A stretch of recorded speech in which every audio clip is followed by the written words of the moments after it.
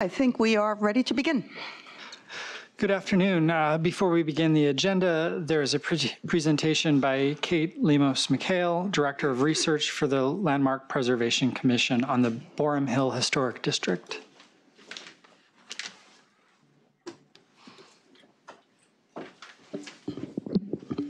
Good afternoon, everyone.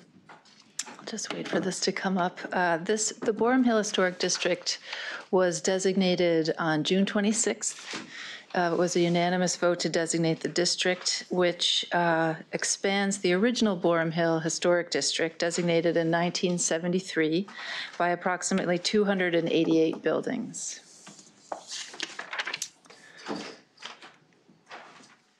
The extension includes 3 areas shown here. Area 1 is to the west, and that's roughly bounded by Dean Street, Smith Street, and Bergen and Hoyt.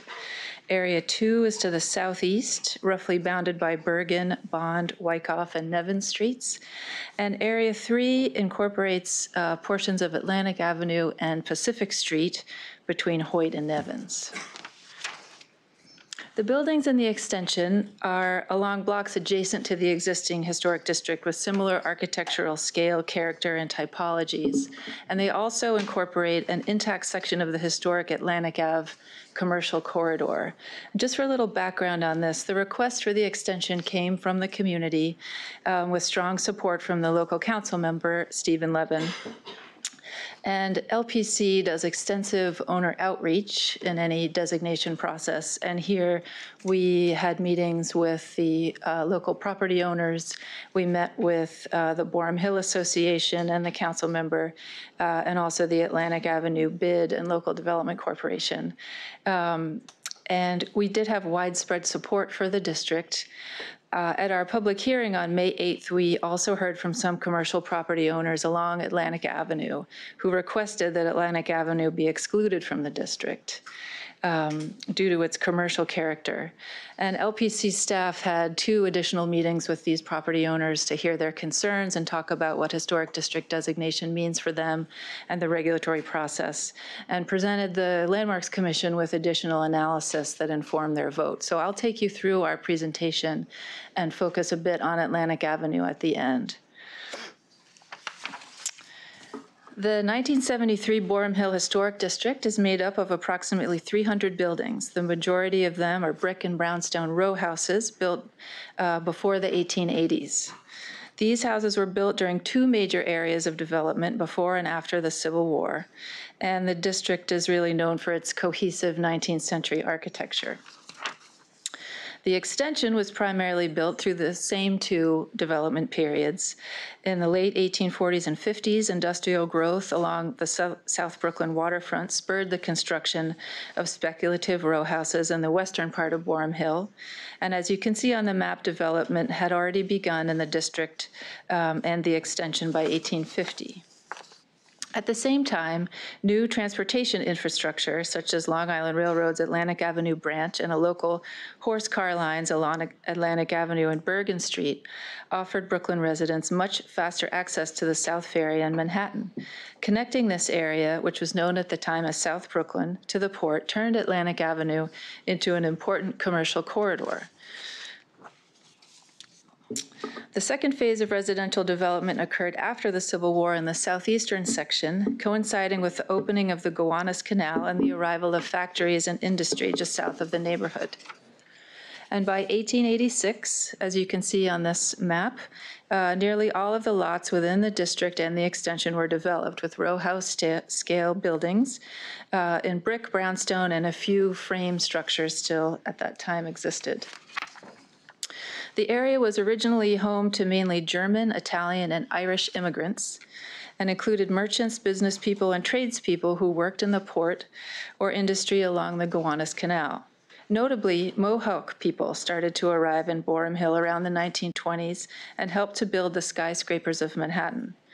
For many years, Boerum Hill had the largest Mohawk population outside of a reservation, and the Cuyler Presbyterian Church at 358 Pacific Street in the extension was an important institution for their community. Extensive mapping and analysis went into the evaluation of the extension and aided in the determination of boundaries to incorporate streetscapes with a similar consistency of high-quality, intact architectural character as found within the Boerum Hill Historic District. And I'll just take you through that. Both the Boerum Hill Historic District and Extension predominantly contain buildings constructed before 1880, with some early 20th century buildings and only a small number of buildings constructed after 1920. As you can see, the area was largely built up by 1880, including along Atlantic Avenue. And due to this development history, we see a consistent use of similar styles throughout the district and extensions, primarily Greek Revival and Italianate, which results in cohesive rows throughout the district and in all three areas of the extension. The building typologies in the Boerum Hill Historic District and Extension are primarily residential, including row houses, apartment buildings, and residential buildings originally built with stores on the ground floor. There are also a few institutional and commercial buildings located in the extension. And this map of typologies shows the predominance of residential buildings, which are mostly row houses or row house scale. Found in each of the extension areas, there is a concentration of residential buildings with commercial ground floors along Atlantic Avenue, in cohesive rows in the same architectural styles and scales as the buildings in Boerum Hill Historic District. And then we also looked at building heights, and as you can see, that is also very consistent throughout this area, with buildings ranging between 2.5 to 4 stories. We also evaluated integrity, which is the degree to which a building retains its historic character. Intact buildings retain their historic features. Buildings noted to have minor alterations retain historic character but may have lost a feature such as a stoop or a cornice. Buildings with moderate alterations may have lost several features or have been resurfaced, and buildings with heavy alterations have changes to the original shape and form of the building with minimal historic fabric remaining. We also noted new construction, which is out of scale or character with the historic buildings in the study area, and these are typically considered non-contributing in the historic district. So this map shows the integrity in the extensions. And the boundaries were drawn to incorporate as many contiguous, intact historic buildings as possible, capturing both sides of the street where there is consistent and cohesive historic context, including Atlantic Avenue. The incredible cohesiveness of the historic district and extensions is apparent in the maps and, of course, also mostly evident in the streetscapes. Overall, the historic development and level of integrity in the extension result in a very strong historic character in all three extension areas. These are just some examples. These are on Bergen Street, built in 1885 in an eclectic Second Empire and Neo-Grec style with delicate incised detail and geometric cornices. And this is an intact row of 26 Italianate-style houses built in 1872 along Wyckoff Street, which show incredibly consistent streetscape there, which is typical. And this portion of Atlantic Avenue included in the extension is characterized by cohesive rows of historic buildings and storefronts, which share similar scale and architectural styles with the other areas of the extension and have a very special historic sense of place.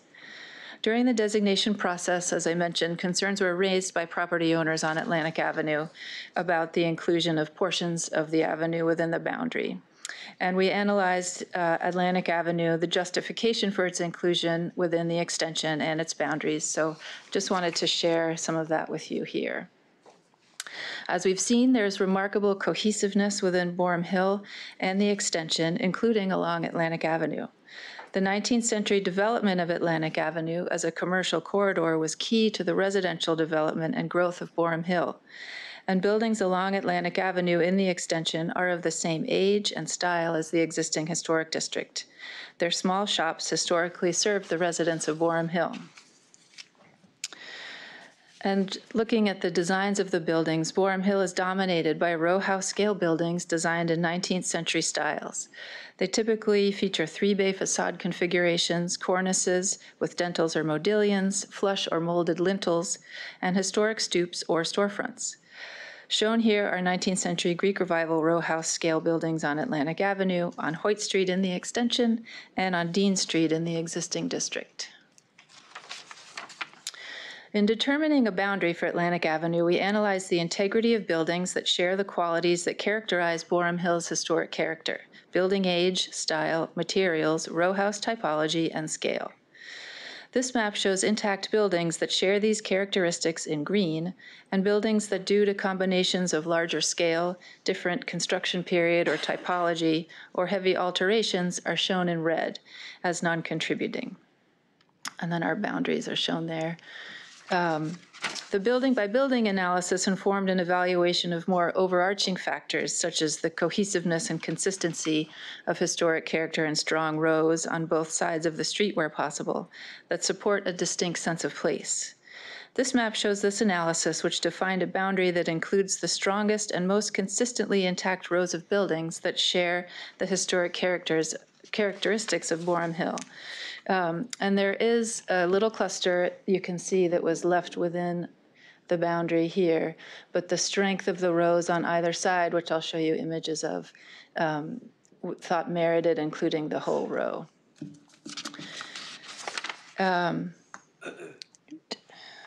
We also looked at the overlap between the historic district and the special zoning district along Atlantic here, which was originally established in 1974 between Court Street and Atlantic Avenue.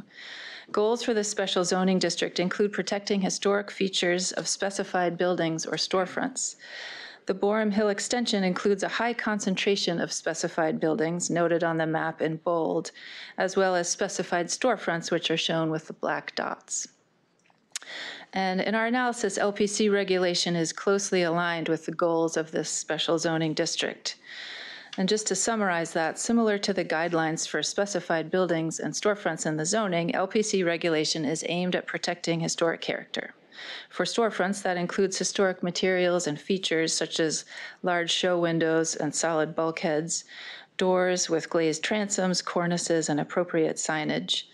And depending on the amount of historic fabric remaining, our regulation can be flexible, and often permits for storefronts in historic districts are issued at the staff level. LPC does not regulate the interiors of buildings, and our review of exterior facades is hierarchical, with more focus on the street-facing facades and greater flexibility on secondary and non-visible facades. Most of the windows in the district are 1/1 sash, and replacements for these can be approved at staff level if they match the configurations and profiles of the historic. And the Commission regularly approves expansions of buildings, including rooftop additions and rear yard extensions, depending on appropriateness and visibility. So these are images of the rows that are included within the proposed district, within the district. This is a cohesive row on the north side of Atlantic Avenue between Hoyt and Bond. And on the south side between Hoyt and Bond across the street. And on the south side between going towards Nevin Streets. And just to quickly show you through the boundary analysis here, we really looked at these rows in terms of their integrity and the historic features that remain, including their windows and lintels and their cornices. And the boundaries were drawn at either side on the north side of Atlantic, where buildings either had more extensive alterations or a much different typology or age or scale. So this is a view from the west at that boundary. And at the east end of that row, where we have very altered facades and then newer construction. And then at the east end of this row, we can see a very clear difference as well at the end of the row that was included in the district. And this is at that point looking west and east. And on the left is into the district at a cohesive row, and on the right is out of the district, where the context becomes much more mixed and there are different typologies and heights. So to conclude, I'll catch up with myself here.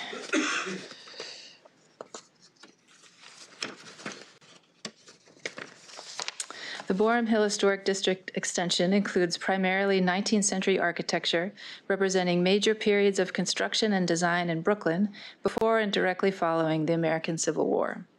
The intact residential blocks and commercial corridor of Atlantic Avenue offer a rich perspective on the middle and working class history of Brooklyn and its connection to its ports.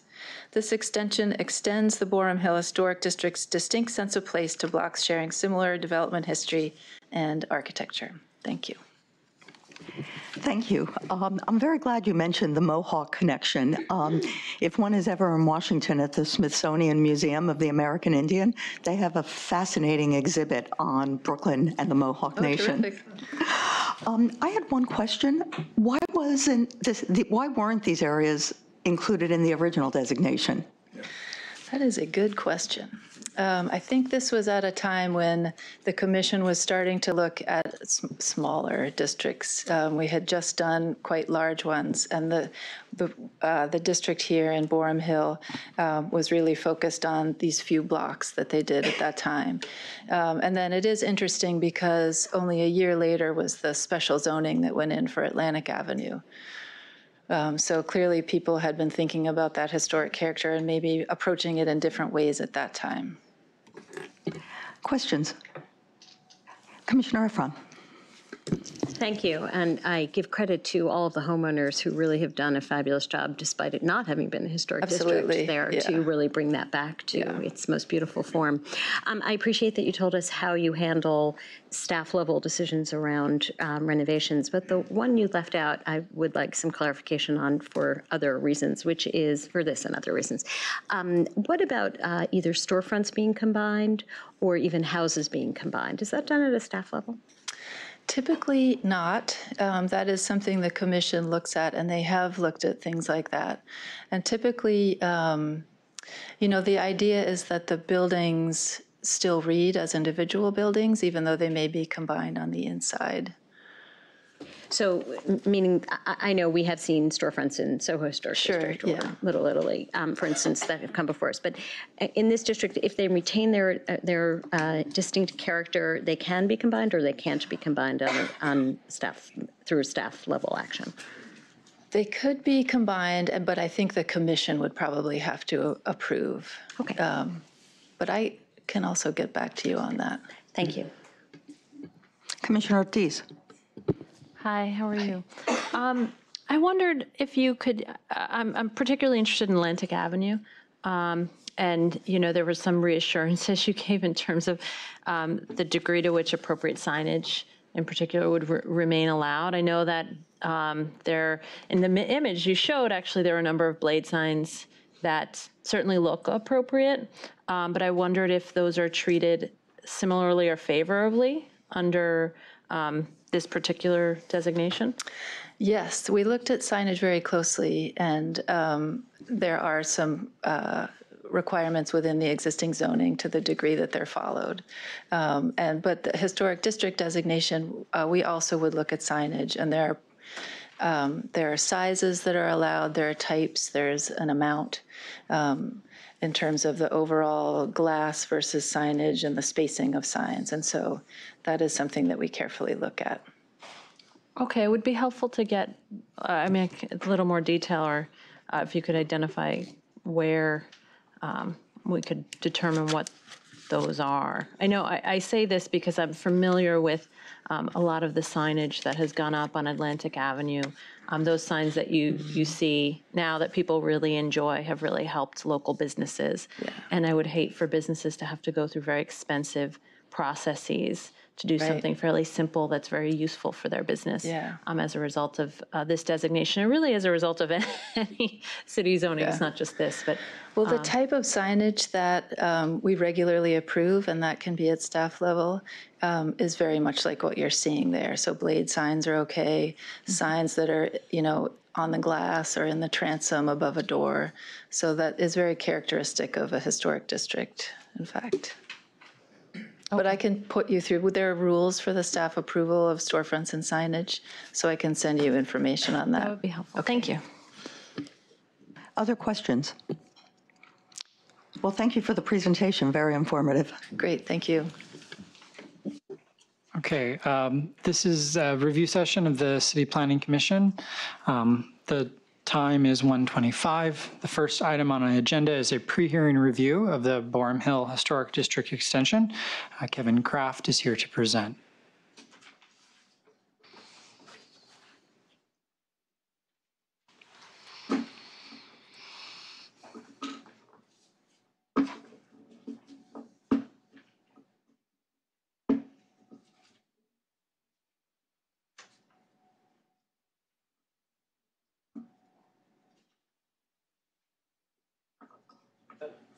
Good afternoon. Good afternoon, Commissioners. As you just heard, this is an application by the Landmarks Preservation Commission to designate a portion of the Boerum Hill neighborhood as the Boerum Hill Historic District Extension in Community District 2, Brooklyn. The proposed Historic District Extension encompasses approximately 288 properties in 3 areas adjacent to the existing Boerum Hill Historic District designated in 1973, and which is shown in the blue outline on the map. The 3 areas include the western section, which includes blocks of Dean and Bergen Streets between Smith and Hoyt Streets. The northern section, which includes portions of Atlantic Avenue between Hoyt and Nevin Street, and Pacific Street between Hoyt and Bond Streets. And the eastern section, which includes blocks of Wyckoff and Bergen Streets between Bond and Nevin Streets. The Historic District Extension is generally comprised of residential buildings ranging from 2 to 5 stories. The portion of the district along Atlantic Avenue consists of mixed-use residential and commercial buildings with ground floor retail. The surrounding area contains residential properties interspersed with public facilities and institutions, and commercial uses are primarily concentrated along Smith Street and Atlantic Avenue. The district and surrounding area consists of R6A, R6B, and R7A contextual zoning districts. And contextual zoning districts regulate the height and bulk of new buildings to produce buildings that are consistent with the existing neighborhood character. An existing C24 commercial overlay is located along Atlantic Avenue, and C2 overlays are typically mapped with residential districts to accommodate local retail and services. And finally, the Gowanus neighborhood study boundary is located just south of the Historic District Extension along Warren Street between Bond and Nevin Street, so right here. As you can see in this aerial, the area is primarily medium density. Notable exceptions are the Gowanus houses and Wyckoff Gardens NYCHA campuses, which are just south of the historic district here, and Wyckoff Gardens is peeking out down here to the south.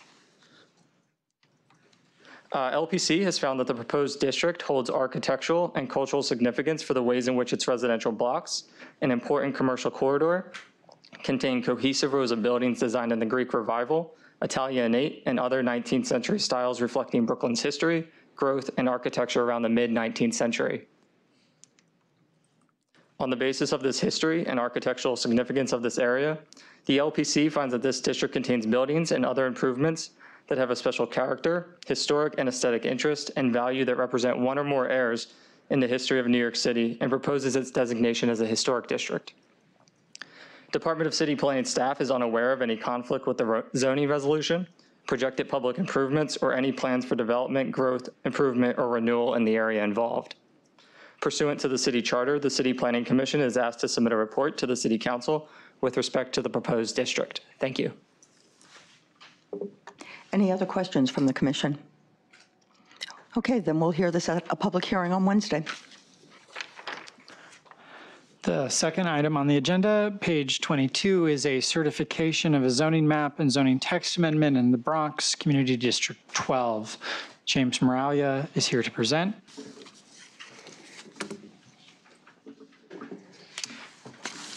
Good afternoon, Commissioners. The application before you was filed by Enclave on 241st Street LLC at a location of 241st Street and White Plains Road in Community District 12 of the Bronx.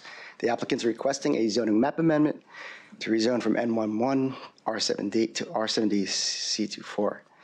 They're also requesting a text amendment to amend Appendix F to establish a mandatory inclusionary housing area coterminous with the rezoning area, and to Appendix 1 to extend the Transit Zone 1, which will also be coterminous with the rezoning area. The rezoning area is outlined in the dots there in the center of Block 5087. It's adjacent to White Plains Road, which is a heavy commercial district with an R6 and with commercial overlays, as you can see in the red, representing all the commercial uses. To the east of the site, of course, is the very large rail yards, terminus of the IRT there, that's zoned M11. Further west from the site, of course, we see R4A and R5A residential districts, and to the north, even lower density for R4A districts. To the north and to the east is R5 and R4A districts. The site itself is located in that protuberance of the Bronx where it's not a linear straight across into Westchester, so it's in that Wakefield area, as we call it. The area is very well served by transportation. Obviously, it's adjacent to the 241st Street station. It's also within a third of a mile of the Wakefield Harlem line at Metro North. It's about 1.3 miles from the new Mount Vernon East New Haven line. It's also surrounded by numerous bus lines, including the BMX 11, the BX 39, the BX 16, and three different B lines into Westchester, the BL 41, the 42, and the 43. Here we see the area in a axio. We could see the rezoning area in the dotted line, and then the actual development site in the solid line. Again, we see the train station adjacent to the site and the rail yards to the east. Here again, we see the development site. All the buildings on the development site are presently vacant.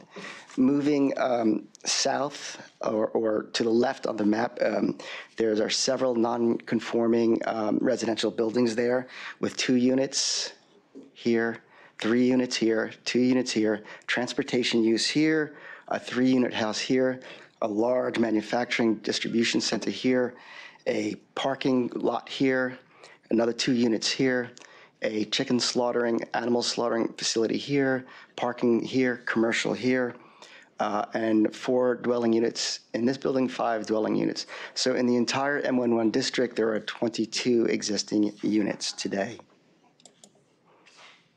Here's some further shots just to give you context. This is 241st Street. We're looking south. Again, you can see the large vacant site. All these buildings, again, are vacant. And this is the condition of the site right along the train station. You can see the construction barriers up, and that's the existing 5-unit residential building next door to it. The proposed development itself is a 9-story, 91-foot mixed-use residential commercial building. It's 186 dwelling units. The applicant is proposing it to be 100% affordable. They are establishing options 1 and 2 on the map. There'll be about 137,000 square foot of residential floor area on floors 2 through 9. There'll be about 25,000 square feet of ground floor retail space.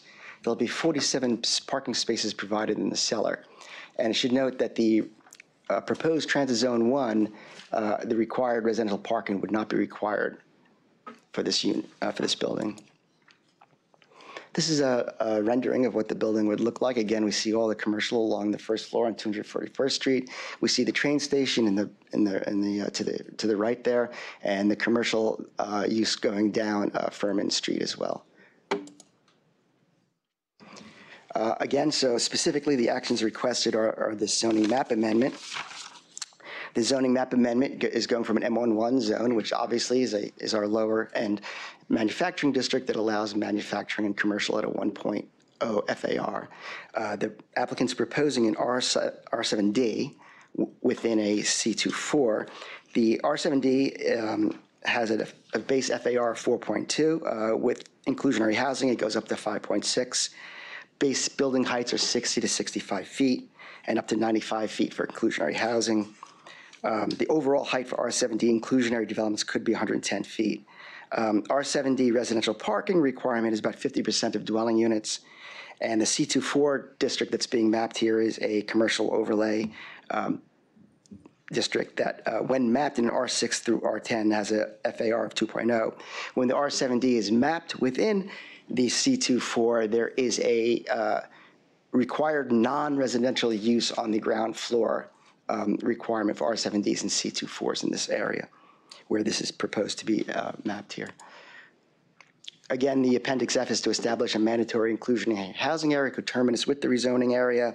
The applicant's proposing to do 50% of the dwelling units below 60% AMI and 50% of the dwelling units above 50% of dwelling units will be allocated for families within incomes between 80 and 90% of AMI.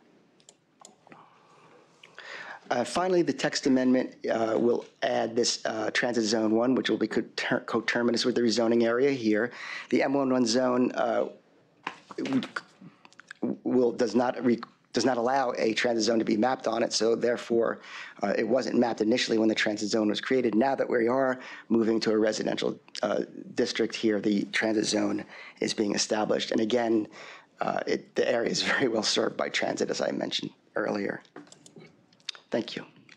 Vice Chair Knuckles. Thank you. Jim, this project was proposed for certification not long ago. In May, yeah. In May. Yeah. And then it was withdrawn? Well, the project wasn't withdrawn. We pulled it from the agenda. That was because they were still working out some of the terms with HPD at the time. Okay. So no material changes? Oh, no. Any changes in the project? Environmentally, the proposal is exactly the same. Okay. The 47 parking spaces. Yes. How was that determined? What was the calculus? Well, this is non-required parking spaces. Exactly. It's non-required, and it's based upon the commercial uses in floor area. Again, it's the commercial use floor area as proposed now is below the threshold, so they could waive to zero. And at this point, they're just providing the 47 in the basement. And then the transit zone itself does not require parking for the affordable housing. So that's where that is. Again, this is this is not a site plan approval, so. Because it's just a rezoning, that when the developer goes to DOB, obviously all of this has to be kosher, in terms of their calculations. But we can ask when this comes back what the thinking was in proposing the 47 spaces. Commissioner Marin. James, thank you for the presentation. Two questions. Sure. One, the first one, and I don't have my EAS document, so forgive me. I know that the EAS talked about this also being a fresh area, even though we are proposing a commercial overlay. So does the fresh bonus then go away as a result of providing the commercial frontage, or are they including a bonus because it is in a fresh area? I'm sorry, I'm not quite sure, but there's no fresh being proposed for this site. I know that, but Okay. I think that the EAS documents said that this was in a fresh. I'd have to look into Okay. that. I can't answer that. Thank you. That's question number Sure, one. Question sure. two relates to the MIH options. So the materials indicate that 50% of dwelling units will be allocated for families at incomes of 60% or below, and the other 50 for 80 or 90. Is there a further breakdown of the MIH portion of those units? Yes, I have a breakdown here. I could walk you through it real quick. 100% of at 100% AMI, they're proposing 0 units. At 90% of AMI, 56 units. At 80% AMI, 36 units. At 60% AMI, 55 units. At 40% AMI, 19 units. And there will also be 19 hour space dwelling units at the location. Okay, so I want to go a little bit deeper into that. So Okay. the MIH portion will be permanently affordable? Yes. The other portion will not. So what is the percentage of AMI breakdown within the MIH portion of this program? Say it again, I'm sorry. No, I know that, but is it, I get it, but what are the breakdowns within there? That's what I'm trying to get out. I know it's 100% affordable, but is it going to be off, 60s? Is it going to be 60 and 80s? Yeah, the permanent affordable units are what size? Correct. Okay, I'll have to ask what the term Thank sheet you. is on that. Okay. Okay. I think in connection with that, it will also be interesting to know what is the length of the affordability for the non-MIH units. Commissioner Arfron. Thank you. When this comes back, it would be great to know what the plans are for sound protection on the elevated side. Okay. And also to have a better understanding of what the plan is for the retail or the commercial or whatever fits under the overlay, given that it does abut the train, but it seems like sort of a not very active passageway right now. So plans for the commercial activity, more specifically, what exactly? Okay. Other questions? Commissioner Ortiz? When you went through the uses on that block, Yes. you mentioned there were some uses that fell under M1. Are there any? Just Yes. for clarification? Yeah. So, the slaughterhouse, and then there was another one on the other block. Some, right, so some will be made non-conforming with this because it's, the C24 doesn't allow some of the uses that the M1 does. Okay, are those owners, have they weighed in? Are they aware of this? Not that we're aware of at this point, but we're going to see what happens. So at this point, Not they that, are I'm not unaware? aware that they're aware, Okay. but we'll see at the community board if they, Okay, I would think it would be critical to Okay. reach out to those folks. Absolutely. Oh, sorry. And I had a, And conversely, the 22 dwelling units will be made conforming to this rezoning, just obviously. sure. The M11 that's behind this district, what is happening on that whole, it's like a U-shaped, That's the rail yard. that's the, and that's yeah. the rail yard? Yeah. Okay, so Can we, No, I guess we can't go. We can get the presentation back up. If you, show the aerial if you want to see it again. and then to the south, They're just more, that whole block again is mixed, mostly commercial and manufacturing uses, and a couple of, like 3 or 4 residential units to the south. so I mean, are we creating a precedent for an M11 to the south? For a change in zoning from M11 to the south, and are those owners aware? Yeah, so the rail yard's there and then to the south. Right. And the physical rail comes, if you follow my mouse right here, it comes right like that there. It comes above okay. grade right in there. Some of these are actual MTA uses. There's just a handful of residential to the north, but commercial, mixed use here, a big vacant site there. And to your question, it was a conscious decision that in this transit-rich area, that a move from very underutilized M to residential with a subway stop there seemed appropriate. yes, I'm not in disagreement with that. I'm just curious. So that's the rail yard. That's the U shape that you were talking about with that large Yeah, one. okay, got it. I was wondering. And another question, I mean, this is the end of the line. That sounds ominous. Obviously, we Today's have. my 20th year at city planning, by the way. This is the end of the line for you too? Potentially. I don't know. Sorry. And I'm interested in sort of the transit access.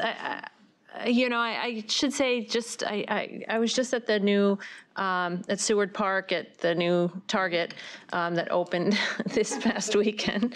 And I was, surprised at the lack of bike infrastructure for people to be able to bike and park their bikes safely.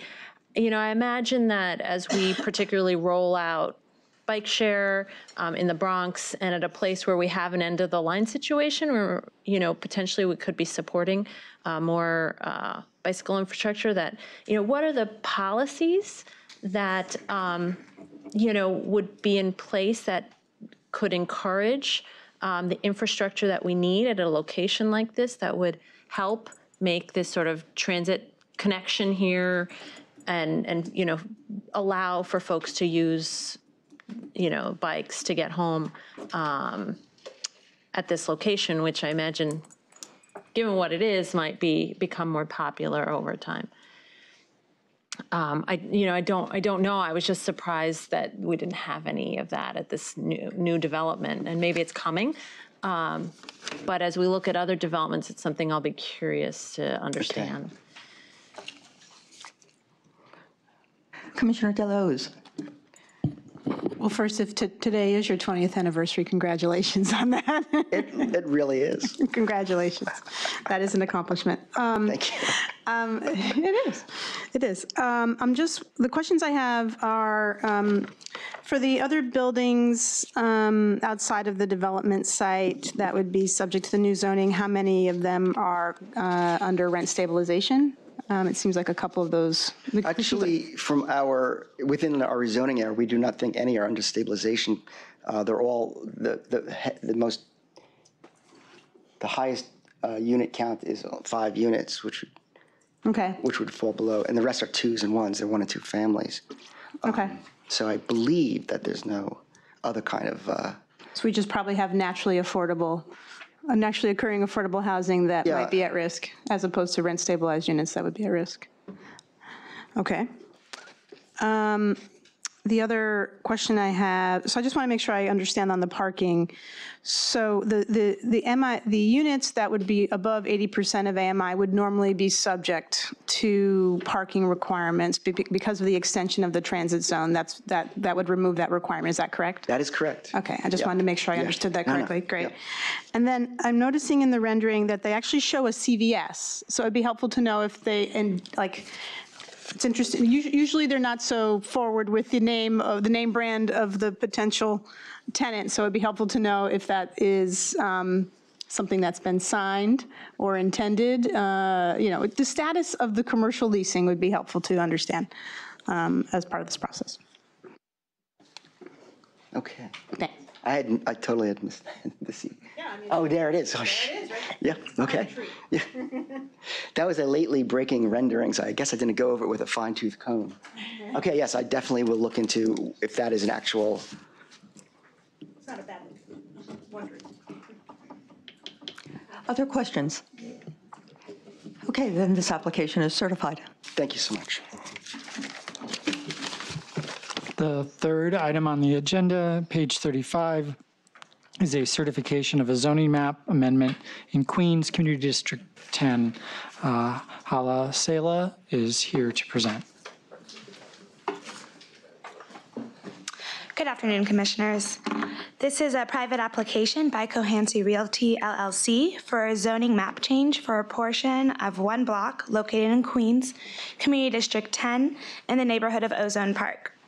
The project area was originally zoned R4 in 1961 and was rezoned R3X as part of the Ozone Park rezoning in 2013. The applicant is requesting a zoning map change from R3X to R3X-C22 to facilitate the development of an auto service station and convenience store. The project site was historically used as an automotive service station since the early 1930s. The BSA granted a variance in 1952 to permit the reconstruction and enlargement of the station, and the use was discontinued in 1990, and the site has remained vacant since that time. The proposed rezoning area is located on the northeast corner of Cohansey Street and North Conduit Avenue. The main thoroughfares in the area are North and South Conduit Avenue, which serve as the east and west service roads of the Belt Parkway, a major highway that connects Brooklyn and Queens to Long Island. The main north and south arterial roadway is Cross Bay Boulevard, which connects Ozone Park with parts further north in Queens and Far Rockaway. The area is also served by mass transit, including the Aqueduct North Conduit Avenue station of the A train and the Q11 bus route.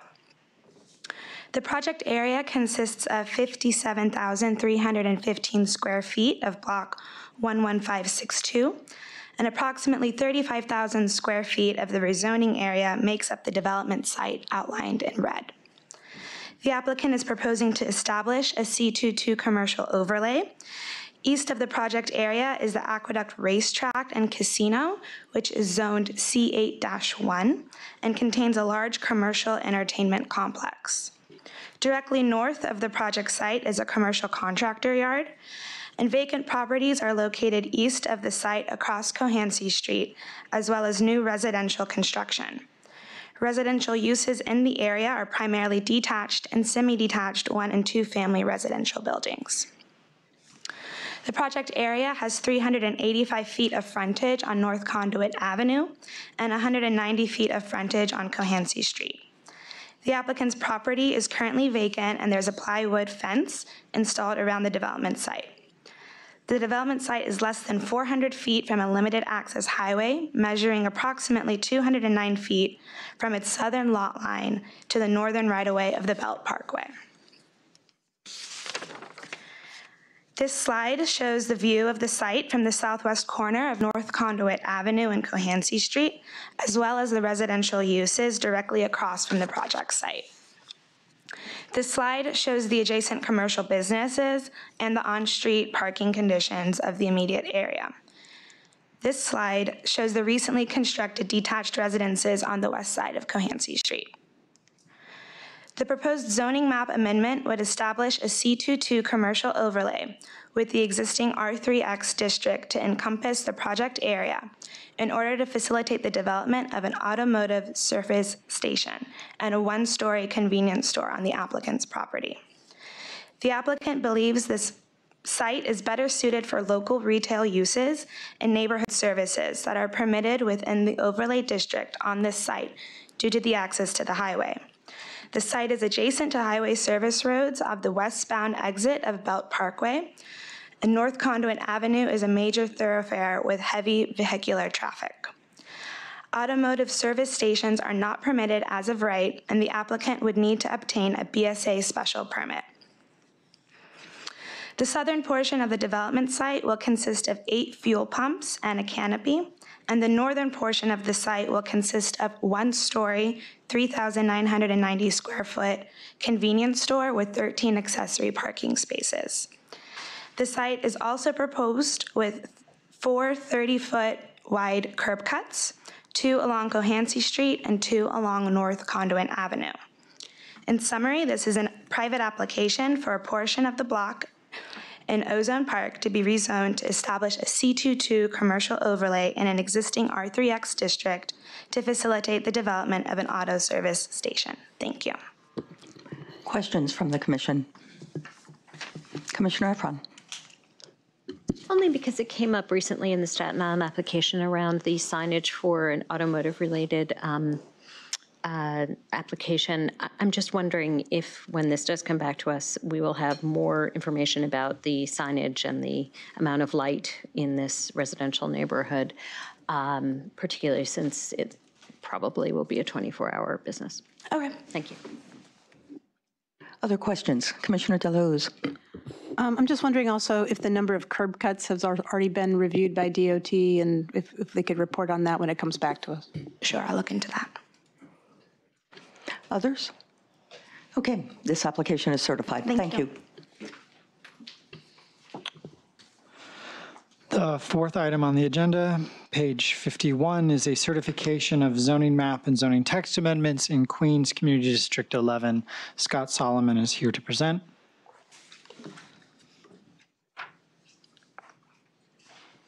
There it goes. Good afternoon, Commissioners.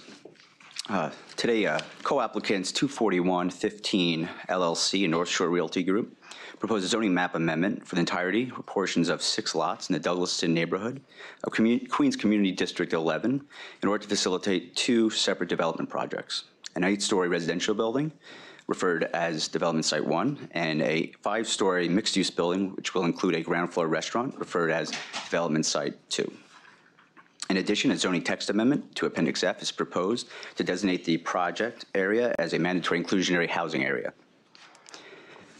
The project area is situated less than 1 mile west of the Nassau-Queens boundary, a quarter mile south of the Douglaston Long Island Railroad Station, a half mile east of the Cross Island Parkway, and 1 mile north of the Long Island Expressway. Quick brief background: the 2006 city-sponsored Douglaston Little Neck rezoning included map changes to 135 blocks. Since the contextual rezoning originated out of the community's concerns about new, large, out-of-scale single-family homes, the project area was not included in the rezoning area. In 2004, the LPC established the Douglaston Hills Historic District, located north of the project area. Again, the project area was not included in the historic district. And in 2008, a BSA was granted to one of the co-applicants to build a 3-story residential building on Development Site 2. The variance was extended in 2012, but has since lapsed, and having never had commenced any construction. The surrounding area is characterized by single-family detached homes to the northeast and south, and 6- and 7-story multi-family apartment buildings, both within and outside of the project area. The project area is within the black dotted lines. Douglaston Parkway generally runs north-south, located to the east of the project area. Northern Boulevard, a multi-lane street that serves as a commercial corridor for the neighborhood, is located to the south of the project area. Alley Pond Park to the immediate west, and Udall's Cove Park, located 1 block east. The zoning in the area is primarily low-density R12, R2A, and R31 residential districts with commercial overlays located along Northern Boulevard and around the Long Island Railroad Station to the north. In addition to the nearby rail station, areas served by the New York City Transit Bus Service, local Q12 and Express QM3 bus lines along Northern Boulevard. Bus service to Nassau County is also provided by the Nassau Intercounty Express N20 and N21 bus lines along Northern Boulevard. The project area consists of approximately 113,000 square feet across all or portions of 6 tax lots adjacent to Alley Pond Park, including the 2 development sites.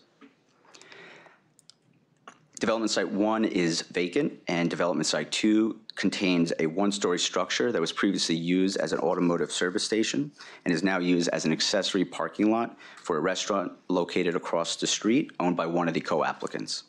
3 of the lots are developed with 6- and 7-story multifamily apartment buildings. The remaining lot is an accessory parking lot for the narrow northernmost building to the north of the project area. The following are 8 site photos of the existing project area. Photo 1 on the left is of Development Site 2, viewing from across Northern Boulevard. Photo 2 on the right of the same lot, viewing from the intersection. Photo 3 on the left is of the non-complying 7-story apartment building adjacent to the corner lot. Photo 4 on the right is of the existing commercial uses located across from the project area. Here on the left, Photo 5 is looking directly into Development Site 1, situated between 2 existing apartment buildings. And Photo 6 is from a more southwardly view.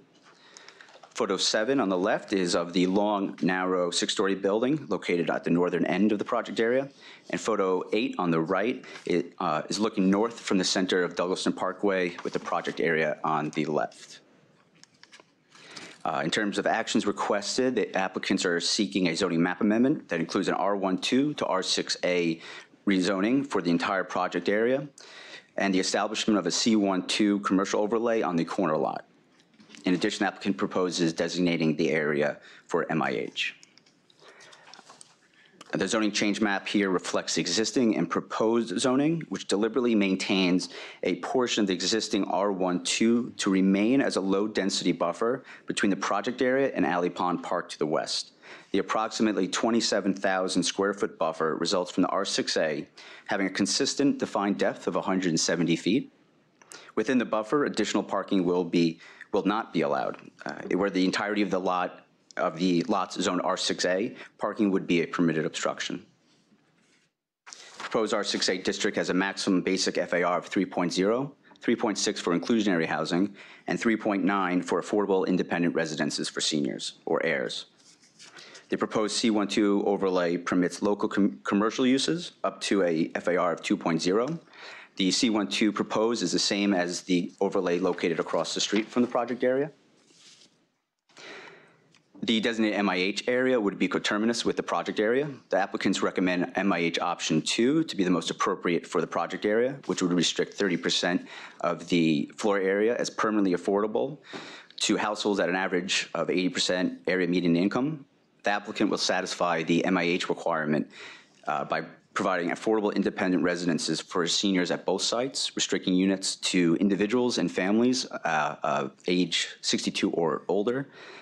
Within the Douglaston Little Neck Neighborhood Tabulation Area, or NTA, those age 65 and older make up 20% of the population, compared to 13% for the entire city. At an even smaller scale, for the nearest 3 census blocks, it actually increases to 22%. The median household income for the NTA is $83,000. In terms of the proposed development, there are 2 separate buildings proposed for the co-applicants' respective properties, and the following set of drawings are for illustrative purposes only. On development site 1, the co-applicant proposes an 8-story, 51,000 square foot multifamily apartment building containing 24 units, 14 of which will be for heirs. 19 parking spaces will be provided, however, only 6 are required. On the site plan above, fronting Douglaston Parkway is the 60-foot, 6-story base. Maximum 65 feet is allowed. Then a 10-foot setback required on a wide street, leading to the maximum allowed building height of 80 feet. The rear portion of the building is only 5 stories, followed by the roof of the subcellar. An 8-foot side yard is located on the southwardly side, providing access to the below-grade parking, a permitted obstruction. As proposed, none of the adjacent buildings' lot line windows will be built upon. The elevations here, front elevation on the left, rear elevations on the right. Due to the downward slope of the site, the cellar and subcellar where parking will be located can be seen in the rear elevations. For development site 2, the co-applicant proposes a 5-story, 81,000 square foot mixed-use building containing 59 units, 20 of which will be for heirs, and a 12,678 square foot ground floor eating and drinking establishment. 89 parking spaces will be provided, however, only 64 are required. In the site plan above, you can see that the bulk of the building is primarily located closest to the street frontage. The proposed building will have a maximum base height of 64 feet 5 inches and a total building height of 75 feet 6 inches. A portion of the building closest to the adjacent building contains only 1 story. As proposed, none of the adjacent buildings lot line windows will be built upon. In this elevation fronting Northern Boulevard, you can see the vehicular access to the cellar and subcellar garage on the left and the primary entrances to the restaurant along the street frontage. On the Douglaston Parkway frontage here, elevation, you can see the adjacent 7-story apartment building and dedicated residential entrance of the proposed building to the right. In conclusion, approval of this application will facilitate the development of 83 total dwelling units, 34 as permanently affordable for seniors, and a 12,000 square foot ground floor restaurant located on a major thoroughfare. In addition, the other apartment buildings will be brought into compliance. Thank you. I'll just note how pleased we were to see an application in a neighborhood where we haven't previously seen an MIH application. Yes, Vice Chair Knuckles. Just an observation, I'd be interesting in development site 2, a building where approximately 1/3 of the units will be for seniors, and you're going to have a eating and drinking establishment on the ground floor. That should be an interesting experiment. Yeah. I think it will lead to lending to an active community. Be extremely convenient, first of all. Yes, Commissioner Irfan. Sorry, I was noting a different point, though I am curious how they're going to respond to that, which is the slope, which I can't tell if just the illustration is particularly steep, but if you do have seniors there, will there be some sort of a ramp or a handle or so the slope is guardrails or something that will help them gain access on that road? Yeah, that's a good point. I could ask them to address that when they describe the It's design. exciting to have conversations about senior housing, since we really were hoping that MAH would do this, and now we actually can have those conversations, which is I should note that this development site 2 is the grade on Northern Boulevard isn't as steep as the interior lot.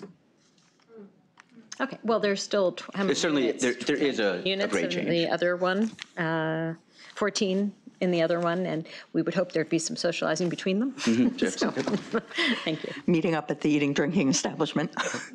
Commissioner Delahoo's. So picking up on the eating and drinking establishment. So you said, I think that a partner in the development is the operator of a restaurant across the street. So would this be an expansion for them or a replacement? To be a relocation. They currently relocation. lease on a year-by-year basis this space across the street. Their plan is to move into their property and fully own it.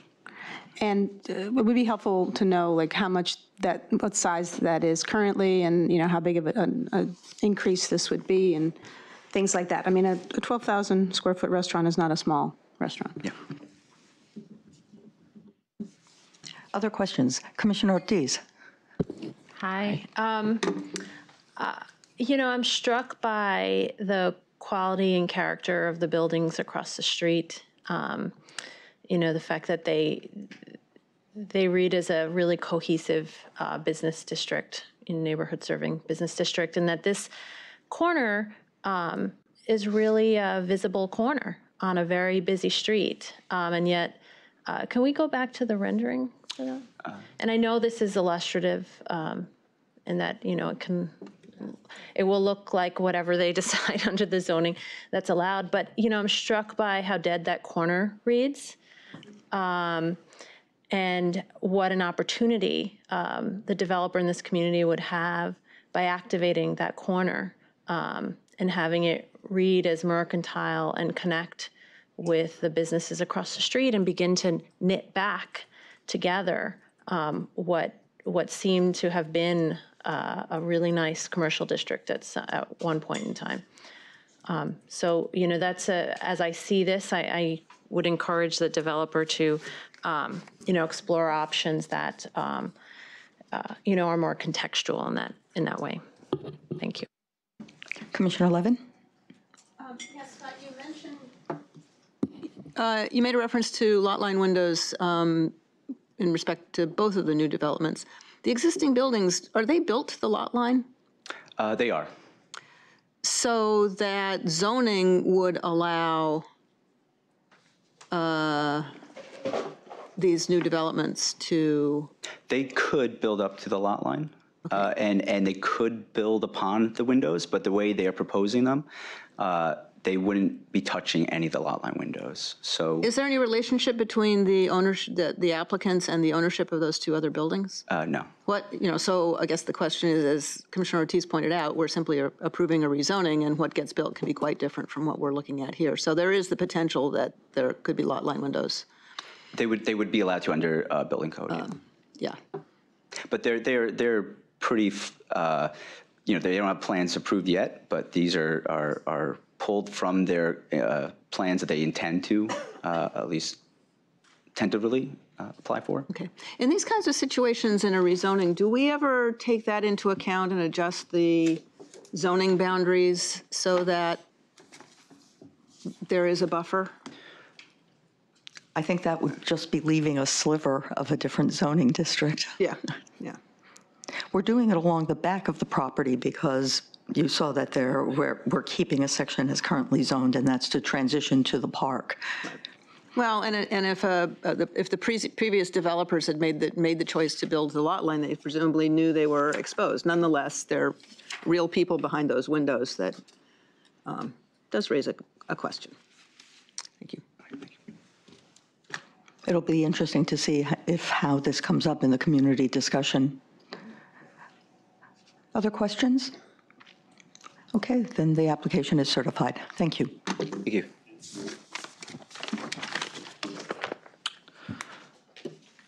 Item number 5 on the agenda, page 80, is a certification of a city map amendment in Queens Community District 3.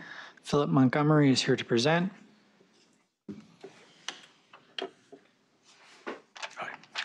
Good afternoon. Today for certification, I have an application by the New York City Department of Transportation seeking an amendment to the city map. The proposed amendment will facilitate both the construction of the New York City Police Department's new 116th Precinct Station House and potential future development by DOT. And this is in the Rosedale neighborhood of Queens Community District 13. In addition to this proposed city map amendment, there were 2 previous land use application approvals required to facilitate the project. These actions included a site selection action and a zoning map amendment. The City Planning Commission approved the applications in March of this year, and they were subsequently approved by the City Council in May. The project area is located in an R32 zoning district with a C13 commercial overlay just to the west of the Nassau County line. The project site is close to several major thoroughfares, including North and South Conduit Avenues, Sunrise Highway, and the Belt Parkway. It is also convenient to transit, including local and express bus lines, including the Q5 and Q85. And also the Long Island Railroad's Rosedale Station is just south of the project site. The area within 600 feet of the project site consists of predominantly multifamily residential with some commercial and open space uses. A portion of the new station house is proposed to be constructed within the mapped but unbuilt bed of North Conduit Avenue. And at the time of the previous approvals, the applicant, the NYPD, was going to seek a waiver of GCL 35 from the BSA. It was later decided that DOT would pursue this city map amendment. The subject portion of North Conduit Avenue is city-owned, mapped to an irregular width, is not open to traffic, and is currently occupied by parking and landscaping. The area proposed to be demapped consists of all or portions of lots on block 13265, lots 20, 30, 50, 60, 70, and 216, all but one of which is under DOT jurisdiction, and the total area is 215,700 square feet. This is a proposed site plan. The solid blue line you see at the top is the proposed street line. The dashed line is the existing mapped street line, and you can see the footprint of the new precinct encroaching into that mapped street bed. The top left photo is vacant DOT property, and the other two sides are the existing police facilities. Thank you. Any questions? Yes, Commissioner Levin. Yeah, Philip, just as a point of information, is there anything more you can say about why the switch from the BSA approach to the city map change approach? Well, we had encouraged them to do this together, and through, I guess, to schedule and resources, they chose to move forward with those two applications without the city map change. Okay, and then did they try the BSA route and it didn't work and now they're back to us, or? To my knowledge, they did not try the BSA route. It was agreed upon that that was an acceptable course. Okay, but they liked us better? Yeah. Okay. Or I think DOT likes us better. Okay. Yeah, so. Thank you. Other questions? Okay, so this is certified. Thank you. Item 6, page number 97. Whoops. Yeah. Yes, 97 is a certification of a zoning text amendment and special permits in Brooklyn Community District 1. Carenza Wood is our presenter. Good afternoon. I'll be presenting a private application on behalf of 12 Franklin Property Company, LLC, for a series of land use actions. The applicant is proposing a text amendment to expand an existing industrial business incentive area in 2 City Planning Commission special permits to facilitate the development of a 7-story, approximately 134,000 square foot mixed office, industrial, and retail development located at 12 Franklin Street in Greenpoint, Brooklyn, Community District 1. The proposed project area is located within the Greenpoint-Williamsburg Industrial Business Zone, shown in the black outline here. It is located to the north and east of the current and future Bushwick Inlet Park and west of McCarran Park. It has access to the G train at Nassau Avenue, the L train at Bedford Avenue, and 2 ferry stops at India Street and North 7th Street. The surrounding area is located between Greenpoint and Williamsburg.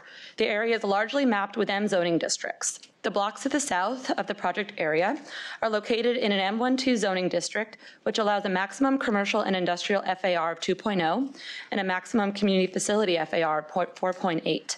The block to the north and a few blocks to the east are located in an M11 zoning district, which allows a commercial and industrial FAR of 1.0 and a community facility FAR of 2.4. The block immediately to the east is located in an M31 zoning district, which allows for a maximum commercial and industrial FAR of 2.0 and has more limitations on commercial uses. These areas consist primarily of low-scale buildings with a mix of light industrial and manufacturing uses, with some office, hotel, retail, and restaurant uses. Development in the broader area has generally been limited to hotels. However, 25 Kent Avenue, the first ground-up office industrial building development in this area, is located 3 blocks south of the project area. The areas northwest and northeast of the project area are located in mid-density residential and mixed-use zoning districts and include some light industrial uses and low-scale buildings and some medium-density walk-up residential buildings with ground-floor commercial uses. Properties adjacent to the East River are included in the Greenpoint-Williamsburg Waterfront Access Plan, and areas to the west and southwest of the project area are planned as part of the future Bushwick Inlet Park, part of which has been developed. The proposed project area is the entire block bounded by Franklin Street, Meserole Avenue, Gem Street, and North 15th Street, and is located within an M12 zoning district. The project area consists of a mix of commercial and industrial uses in 1- and 2-story buildings. The surrounding street network consists of local one-way streets with the exception of Franklin Street, which serves as a truck route and also contains a bike lane as part of the Brooklyn Greenway.